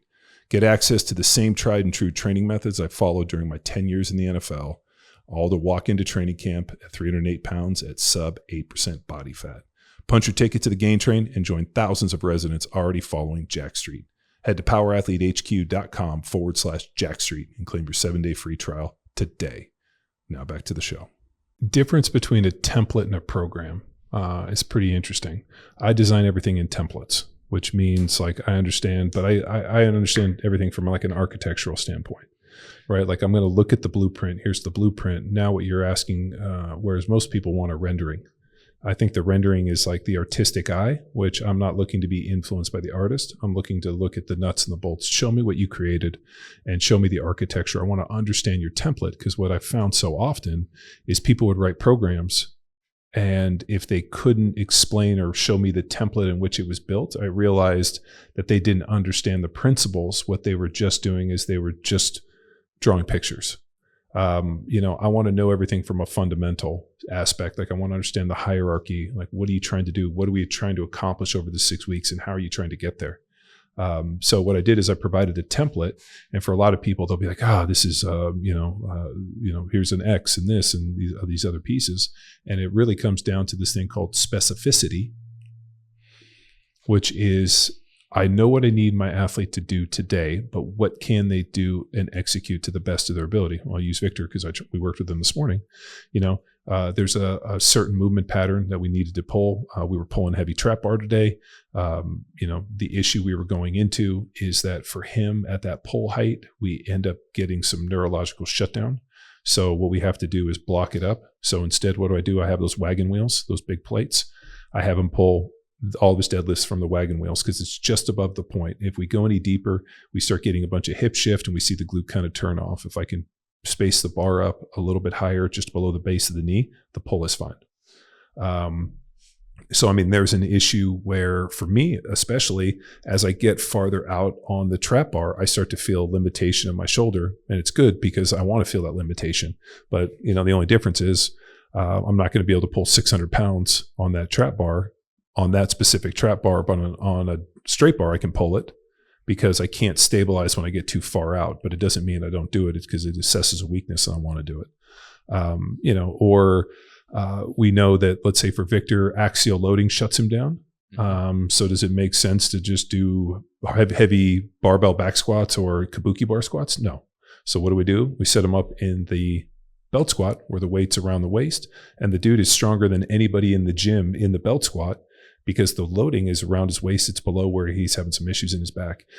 Think about all the glute stuff we do with him and, the kickbacks. And really what I'm doing is I'm trying to basically look at, like, whether it be PAP or French contrast when we had some of the other stuff, but being able to use some form of max effort, using a ton of manual resistance, and then all the strongman stuff that I've been using, which I call the density training, which if you followed Field Strong, Jack Street, Johnny Wad, really anything, you'll understand that I love density training, which looks like heavy, hard, and awkward.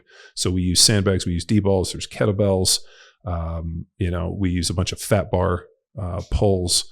We'll use a ton of arms. I know we do a bunch of vertical pulls, pulling off of gi belts and other pieces. So, it's really anything that has to be heavy, and just develops that density and that tensile strength, as I like to refer to it as. Yes, and so we explore the principles of SAID. So the specific adaptation. So the programming template is guided by SAID, but then we also really spend a lot of time investing in understanding specificity, which is now your opportunity to make adjustments. You're still going to squat, but now it'd be a belt squat versus this squat.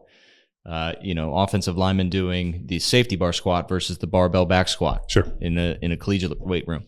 So guiding you for adjustments like that, but still within the blueprint of athleticism, and small adjustments to keep you progressing in your proficiency and your coordination, and hypertrophy, depending on what the targeted adaptation on the program is. Yeah. Well, people get romanced with, I like to do this movement. Every athlete has to squat. Okay. Until they can't. And then what?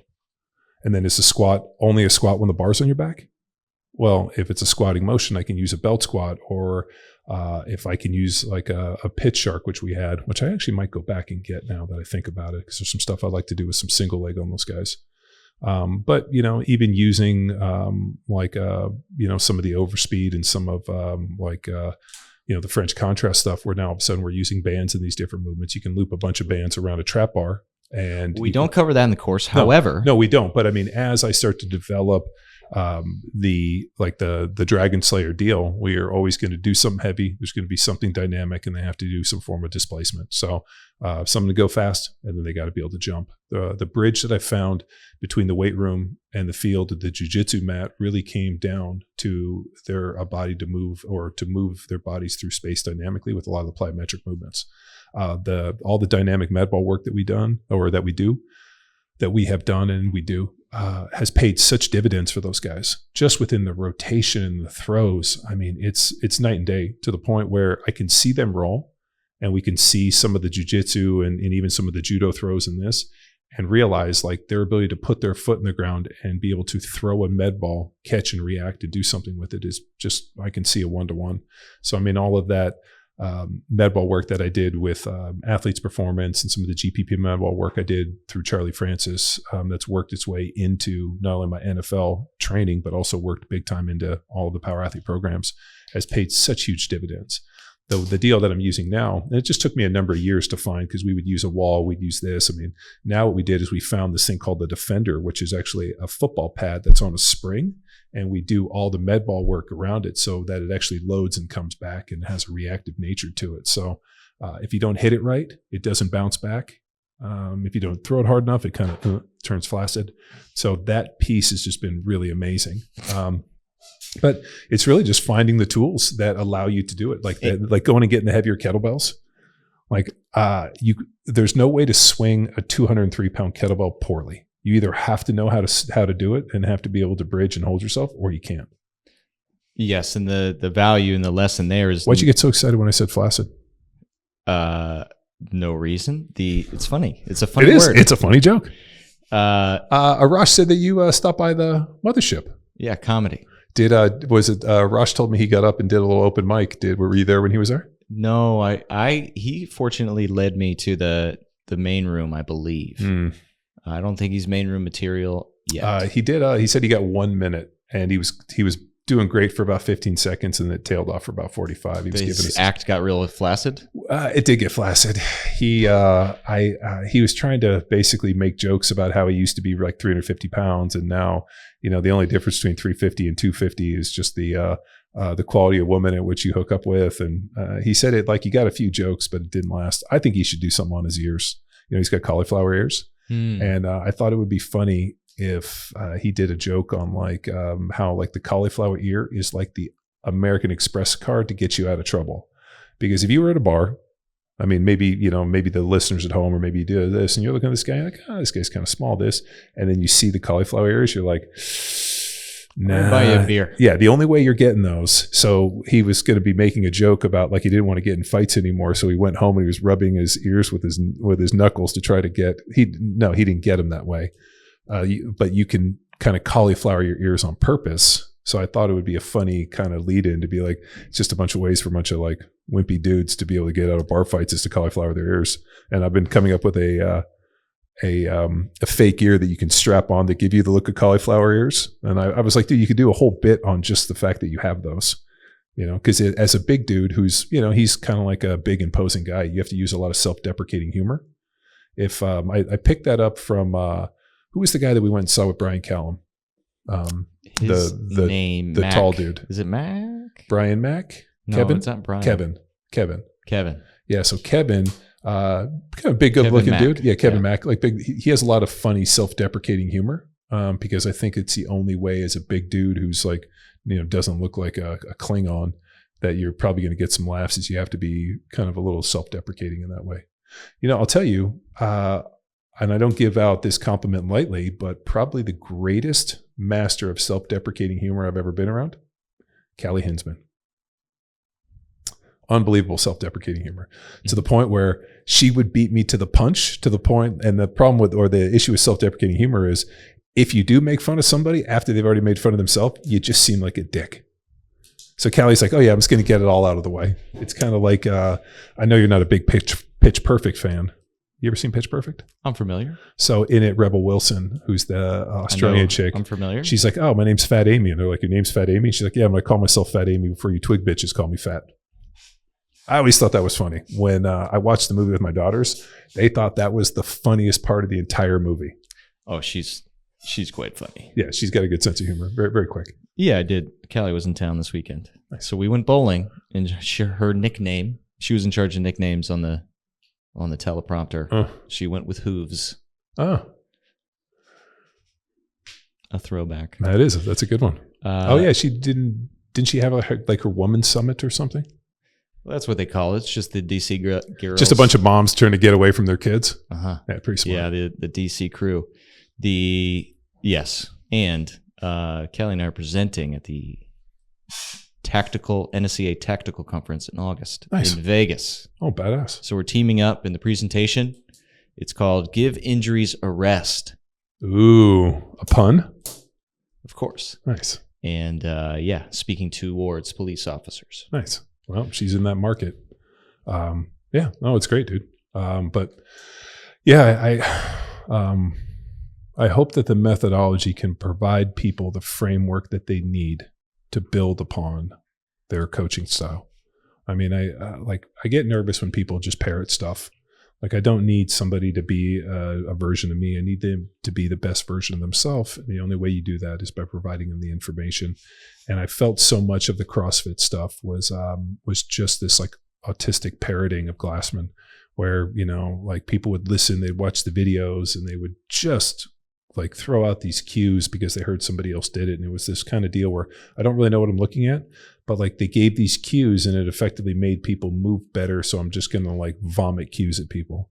And that doesn't work for me. If anything, we also know it doesn't work for athletic development. No, it doesn't. Just screaming at people. There was an offensive line coach that I did not have, but was for one of my teammates. And the coach didn't know what the fuck he was doing. So he used to just scream, fight your ass off. Just get out there and fight your ass off. That's all he would say. And so one of the guys I played with was like, yeah, we didn't really get coached, but he screamed, fight your ass off a lot. And that's the interesting thing with offensive line coaches. A lot of offensive line coaches didn't play the job or don't understand it on a granular level. So what they do is they just teach whatever their mentor taught. So if you're a Howard Mudd guide, you're going to teach this and this, and these guys just end up becoming really good at parroting somebody else's information. And I had a good talk with Nick Hardwick about this, about understanding like, hey, I know what you're trying to teach, but I'm going to tell you why this doesn't work for me based upon my athletic skill set, my body, who I am. So I'm going to teach this. And even when we had Joe Thomas on the podcast, he said the exact same thing. You have to figure out what works for you, and just listening to somebody scream, fight your ass off or do this or this doesn't really pay dividends. The same can be said for the strength coach or the CrossFit coach, is you are limited by your experience. I'll credit John. You fail at the margins of your experience. John Wellborn. Well, let's give him credit. No, that was Greg Glassman. I give Greg a ton of credit, because he said things to me that I wrote down that I use in almost daily. People fail at the margins of their experience, he told me. And I have never heard a statement so true so often. I mean, and when things happen that are, like, oh shit, like I didn't see that one coming, or this, something happens, you're like, dude, they're failing at the margins of their experience. This is how far they go, and this is the expectation. So they have to do the best that they can. And it's not faulting them in any way. It's just the fact that they need to extend their margin. Yes. And the motivation, the worry is that the athletes will then be limited in their performance. Yeah. So then this is a tool to help coaches understand, because the same as an offensive line coach on a football staff, I imagine is the same as the strength coach at a lot of high schools. You are the low man on the totem pole. I don't want to do that job. You go manage the weight room. Yeah. You go be offensive line coach because I don't want to do that. Yeah, a bunch of fat kids and push each other around. but there's a lot of nuance in offensive line play. And, similar to the weight room. Yeah. I mean, and I'm always disappointed with high schools or just anybody can be a strength coach. It's just lifting weights. It's kind of 10 over and over again, right? Bob Wellborn. And there's so much nuance and there's so much variation and specificity. And there's so much like to watch 3 different athletes, and even Jacob, he came and deadlifted with us today, pull a trap bar off the ground and watch 3 different, completely different movement patterns based upon anthropometric ratios, limitations, strength, the whole deal. And, now all the show, so now you throw in like injury and mileage and flexibility and like this. I mean, it's fascinating to see the same implement handed to 3 people or 4 people. And as you know me, I don't really coach at first. I usually want to just see what you come up with.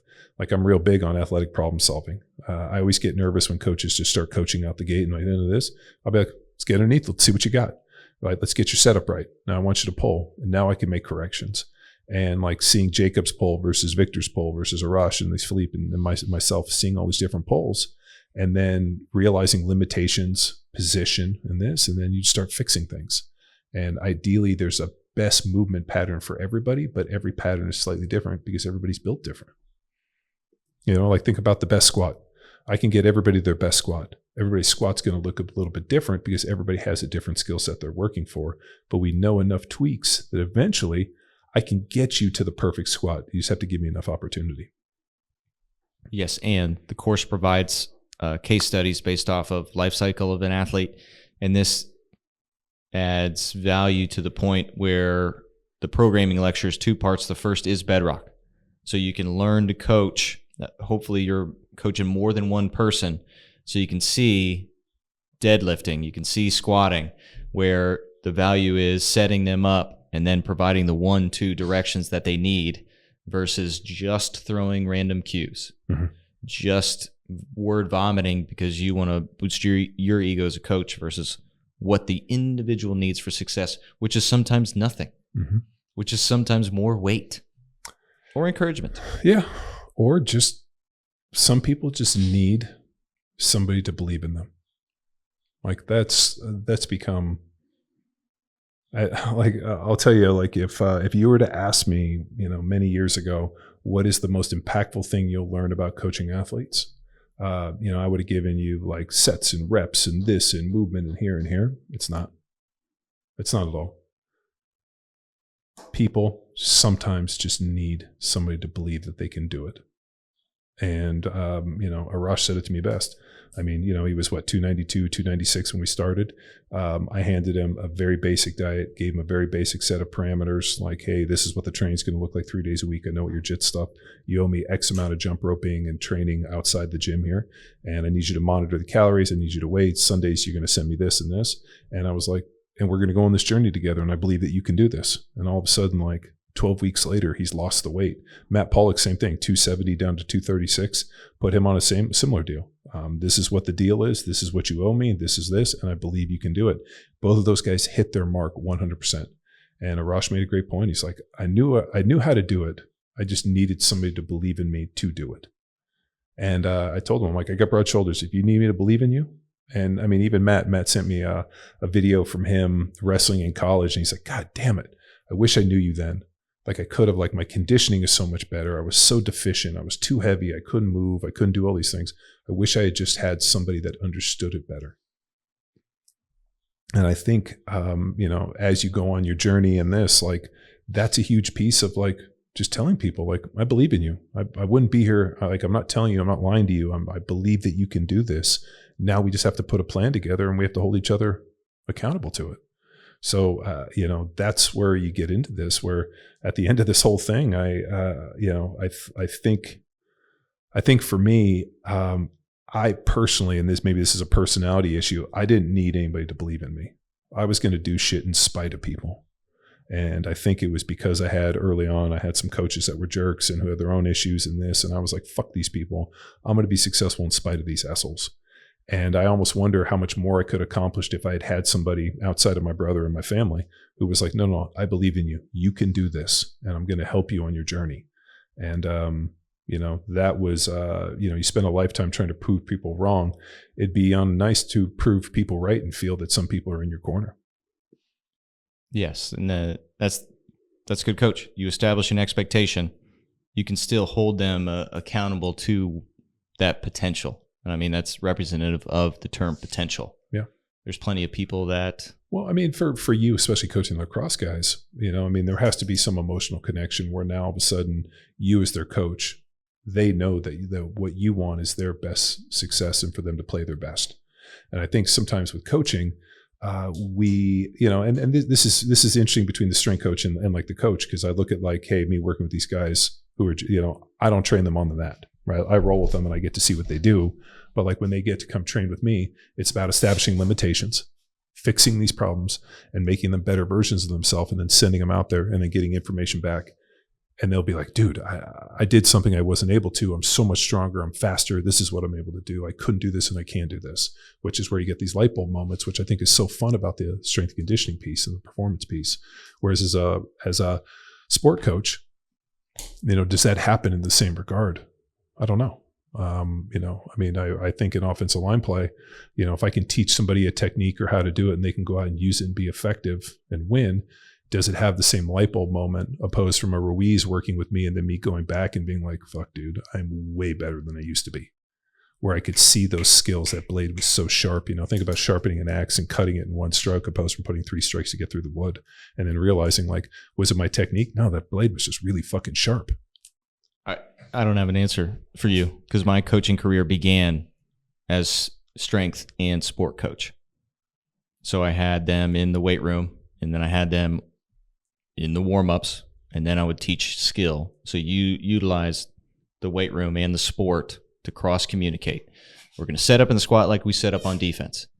And then back to, failure and posture position. Okay, what was our foot position on that at play? And you have the film, and then you have the weight room as feedback. So I've been extremely fortunate to have both. Sure. And then I've been only strength coach, and that just fucking sucks because you don't get any respect. Why is that? Low man on the totem pole. Is it because like lacrosse doesn't respect strength conditioning? No. Like our Georgetown was 225 bench test, and then some conditioning test. I couldn't recall. I'll tell you what it was, and I got into it, and I don't mind saying this, but they had an assistant coach. He was the low man on the totem pole. He was the closest to playing age, so he came in and worked out with the team, and that was his way of like earning their respect, is doing all of our training. He won his national championship with a team, and then now coaching at Georgetown, and he credited his championship to their conditioning test. So took it upon himself to give the head strength and conditioning coach and myself, I was just an assistant, the test that led his team to the national championship. Was it the beep test? No, it was, I would have to text the coach to get it, but it was just a lot of 20s, a lot of 30s, and just basically mental toughness. So if this is a test of mental toughness, okay, but he didn't come out it like that. Is this a test to make sure our dudes did their winter packets? He didn't come out like that. So then this goes into the 3P model and our coach's responsibility, which I was armed with, and still the push and the ego was not willing to hear me, a strength coach, a Division III athlete, not a national champion Division I. There's a lot of that in the sport of lacrosse. But he was like with a White Goodman. I'm better than you, and I know it. And despite of the world travel, coaching, and cross sport and movement athleticism experience that I had at that moment, still battling in arguments, if they're not willing to listen, as you know, as a rhetorician. Yeah, rhetorician. If they're not willing to listen, this is not going to go well. Well, I mean, that comes down to the art of debate and skill. Being able to provide somebody mentorship and use the 3-prong attack in that moment. The problem is they have to be humble enough to listen to this information. And I've dealt with people like this. The only problem is, or not the only problem, but like, at the end of the day, I have such a cool trump card with having played a decade in the NFL, which is there's only a handful of people that have. This individual couldn't get up the ethos, couldn't get past the ethos to listen to the logos, anything. Well, but I mean, that's more, that's less about you and more about him. Like the age old, when the master's ready, the student appears. And when the student, and then, I'll look up if he's even coaching anymore, because that's also a trend. It's probably very hard. Some of the biggest battles at the collegiate level against myself, because I walked a very interesting line. And this is, you remember in The Departed when they asked Leo where he would go on weekends and spend weekends with his dad in Southie, and then during the week be at like private school with his mom in Connecticut, living 2 different lives. So during the week, this is when NSCA and CrossFit were in their big lawsuit. Sure. So during the week, I was with NSCA people that just fucking hated CrossFit and anything to do with it. But then if you looked at their training, guess what it was? CrossFit. Yeah. GPP. Surprise. And then on weekends, go and travel to Buenos Aires and Nuremberg, Germany, and Italy and Australia and, wherever in the US. And then have to be Tex, but then during the week be Chris. And just the CrossFit people hated NSCA because that's what they were told to do. The NSCA people hated CrossFit because I don't know, they hated themselves. But just this interesting dichotomy, and I had to be prepared to argue both. Sure. But nothing compared to the battles with sport coaches. Strength coaches somewhat. That's so interesting for me. Mainly because I just don't have any experience doing it. Like I never strength coached at a Division I school.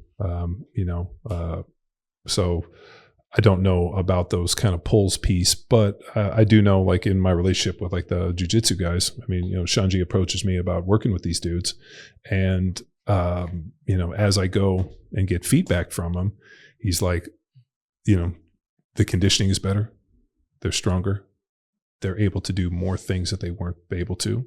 And, Victor's not in pain and Philippe's moving better in this. And so Shanji's looking at it from a very real position, but he's coaching him. He's training with them. Like before Victor left for Brazil, I was like, hey, you rolled him. How was it? And he's like, really annoying. He was really strong. I thought he was going to hurt me.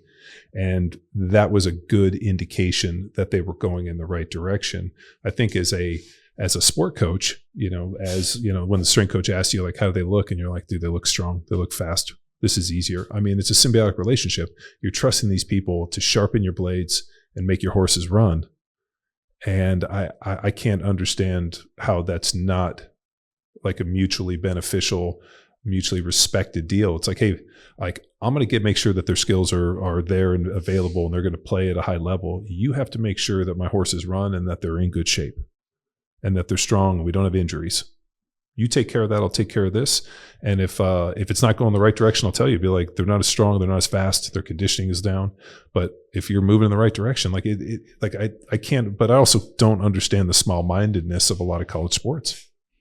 Seems like a bunch of dudes. It's not just lacrosse. It feels like a bunch of like little dick energy, which coming. I hear that song played all the time. The big dick energy. It feels like a lot of people who don't feel validated fighting for their own little piece of this world so that they can validate themselves instead of realizing it's not about you, you fucking asshole. It's about taking these athletes on a journey and effectively preparing them to do a task. It's like I always go back to when I had the opportunity to sit at this very table and have a conversation with Derek Woodsky at a 2017 Power Athlete Symposium. And as I was getting in and we were kind of swapping stories, I started to feel this like competition, that he was somehow one-upping me and that he was better than me. And I got this like weird competitive nature. And then as he was telling a story, I had this like voice in the back of my head that said, it's not about you, you fucking asshole. Get out of your own way. Let him have his moment. It's about him. And I just shut up and I kept giving him little volleys. And we had our moment to the point where he told the story about doing the microblogs and the guy passing away, and his friends read it to him, and we just had this amazing moment. I paused, I let it marinate, and I just stood up and fucking clapped, and the whole room exploded. And I think about that quite often when I'm training, and whether it be with my kids or anything else, that it's not about you. It's about giving them the space to breathe so that they can accomplish what they need to accomplish without me micromanaging everything.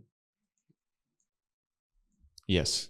And it was, speaking of the symposium, in 2019, the final symposium, Raf closed this down. Yeah. And he did a beautiful presenting. And all these are on YouTube. If you just look Power Athlete Symposium and Woodsky or Rafael Ruiz, they're available. Raf spoke on essentially his life cycle of an athlete. Yeah. And then he spoke to 1, 2, and 3 components. And the new conclusion and idea that Raf had. So I worked, changes every week. But to my point, yeah, the presentation's point, when I was working with him, Raider was 3 years old. Mm-hmm. And so Raider was in this very immersive environment because we were working with athletes for 20 hours a day.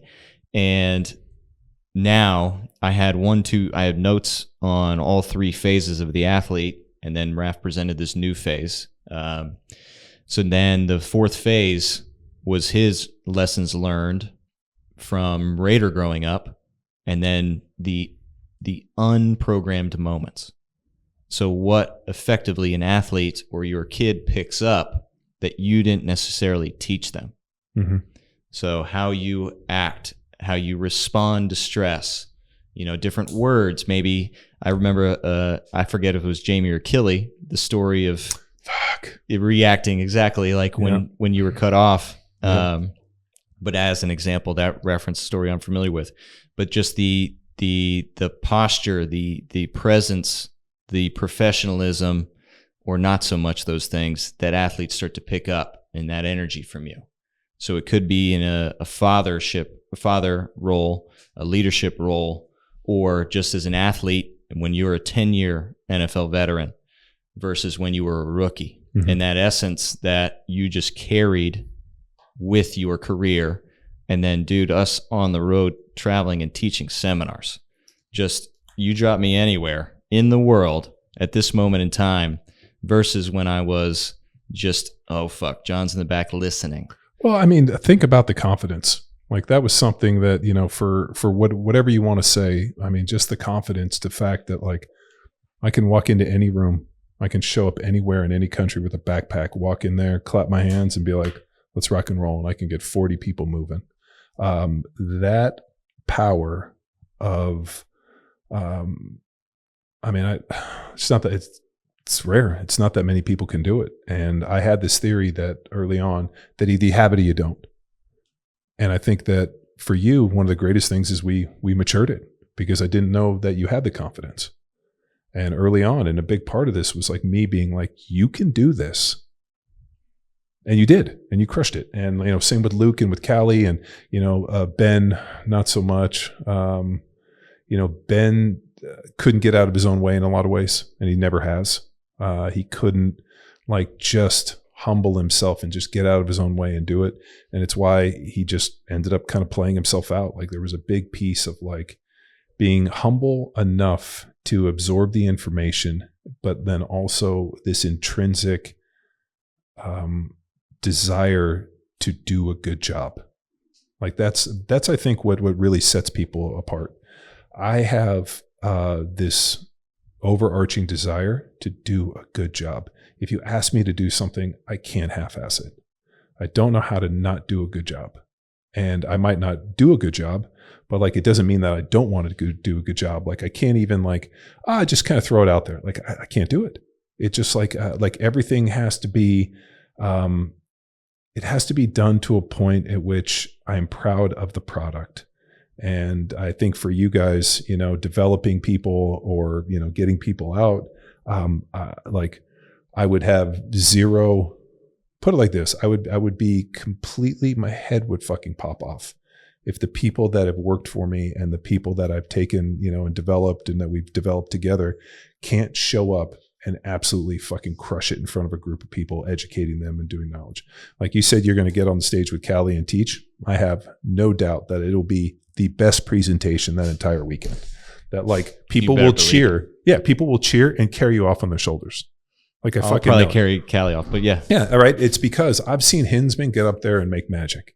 I've seen you get up there and convert people. I mean, we've done it from, the tip of the spear with Naval Special Warfare Development Group to, fucking Nuremberg, Germany, and New Zealand and Australia and Ohio and everywhere. And small town high school kids, like the Wimberley football player. It doesn't matter, but it's movement and performance. Yeah, and people can sense a fraud.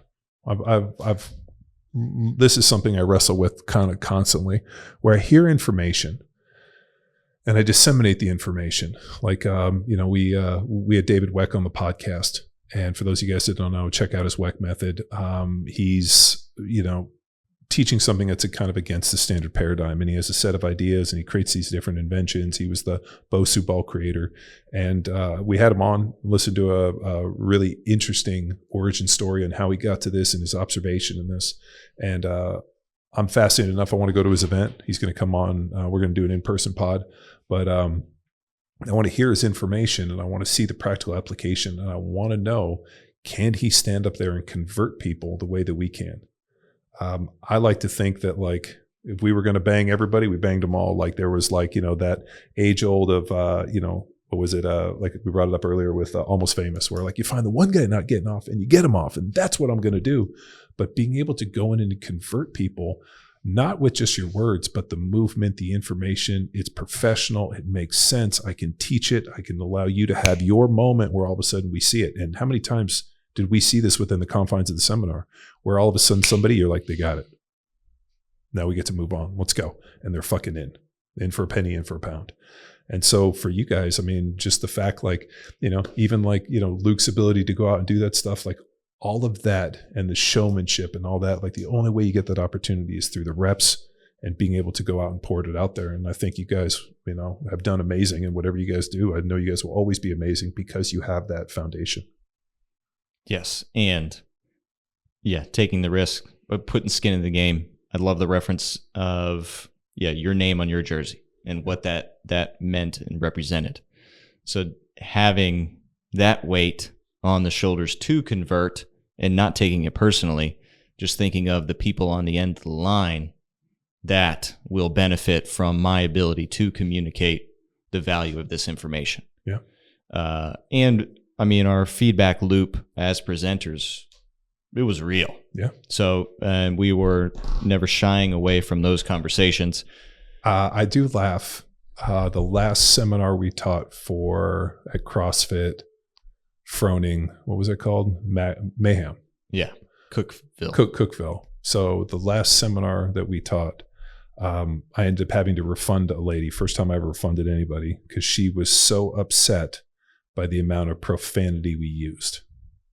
And I can't remember if it was me or if it was Luke, because I think Luke taught something there. And I know you're not a big profanity guy, but Luke was just dropping F-bombs. And then the problem is then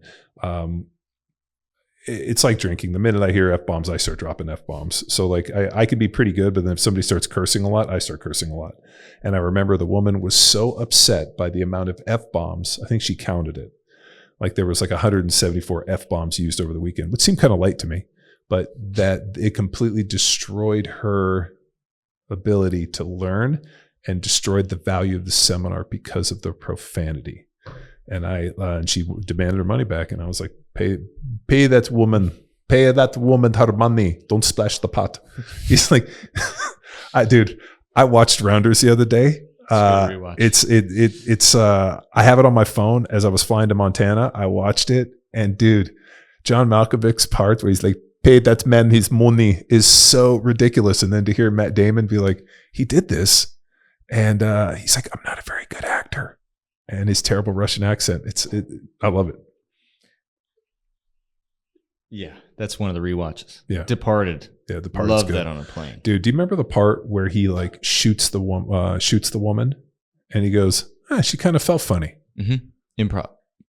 Like That is the sickest line. That means he's killed enough women to know when he shoots them how they're supposed to fall. Like that was one of the parts where I was like, this is a sick movie.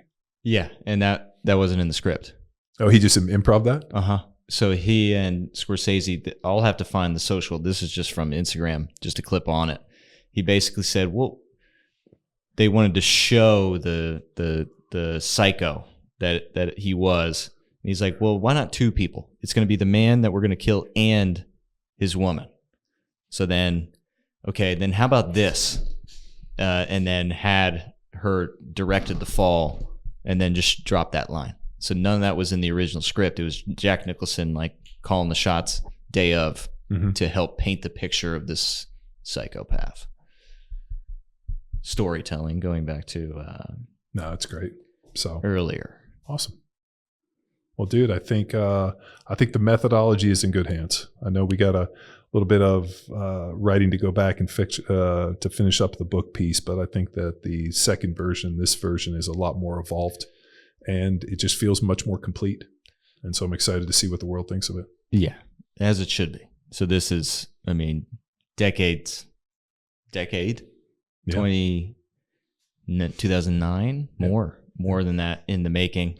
And yeah, all focused on application, because it's that, from our experience, the biggest limitation within the strength and conditioning field. Yeah. You can have as many certifications as you want, but if it doesn't improve your ability to coach and teach and make an impact, what good does it do? I don't know.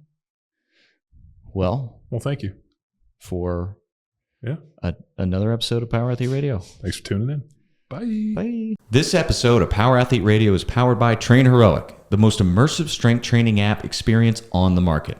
We've built our online training business by partnering with Train Heroic and helping us deliver all of our world-class training programs like Jack Street, Field Strong, and Grindstone. To learn which Power Athlete training program best suits your goals, head to powerathletehq.com/training. And if you're a coach looking to build a business with the best tech and training, go to trainheroic.co/powerathletehq. And now back to the show.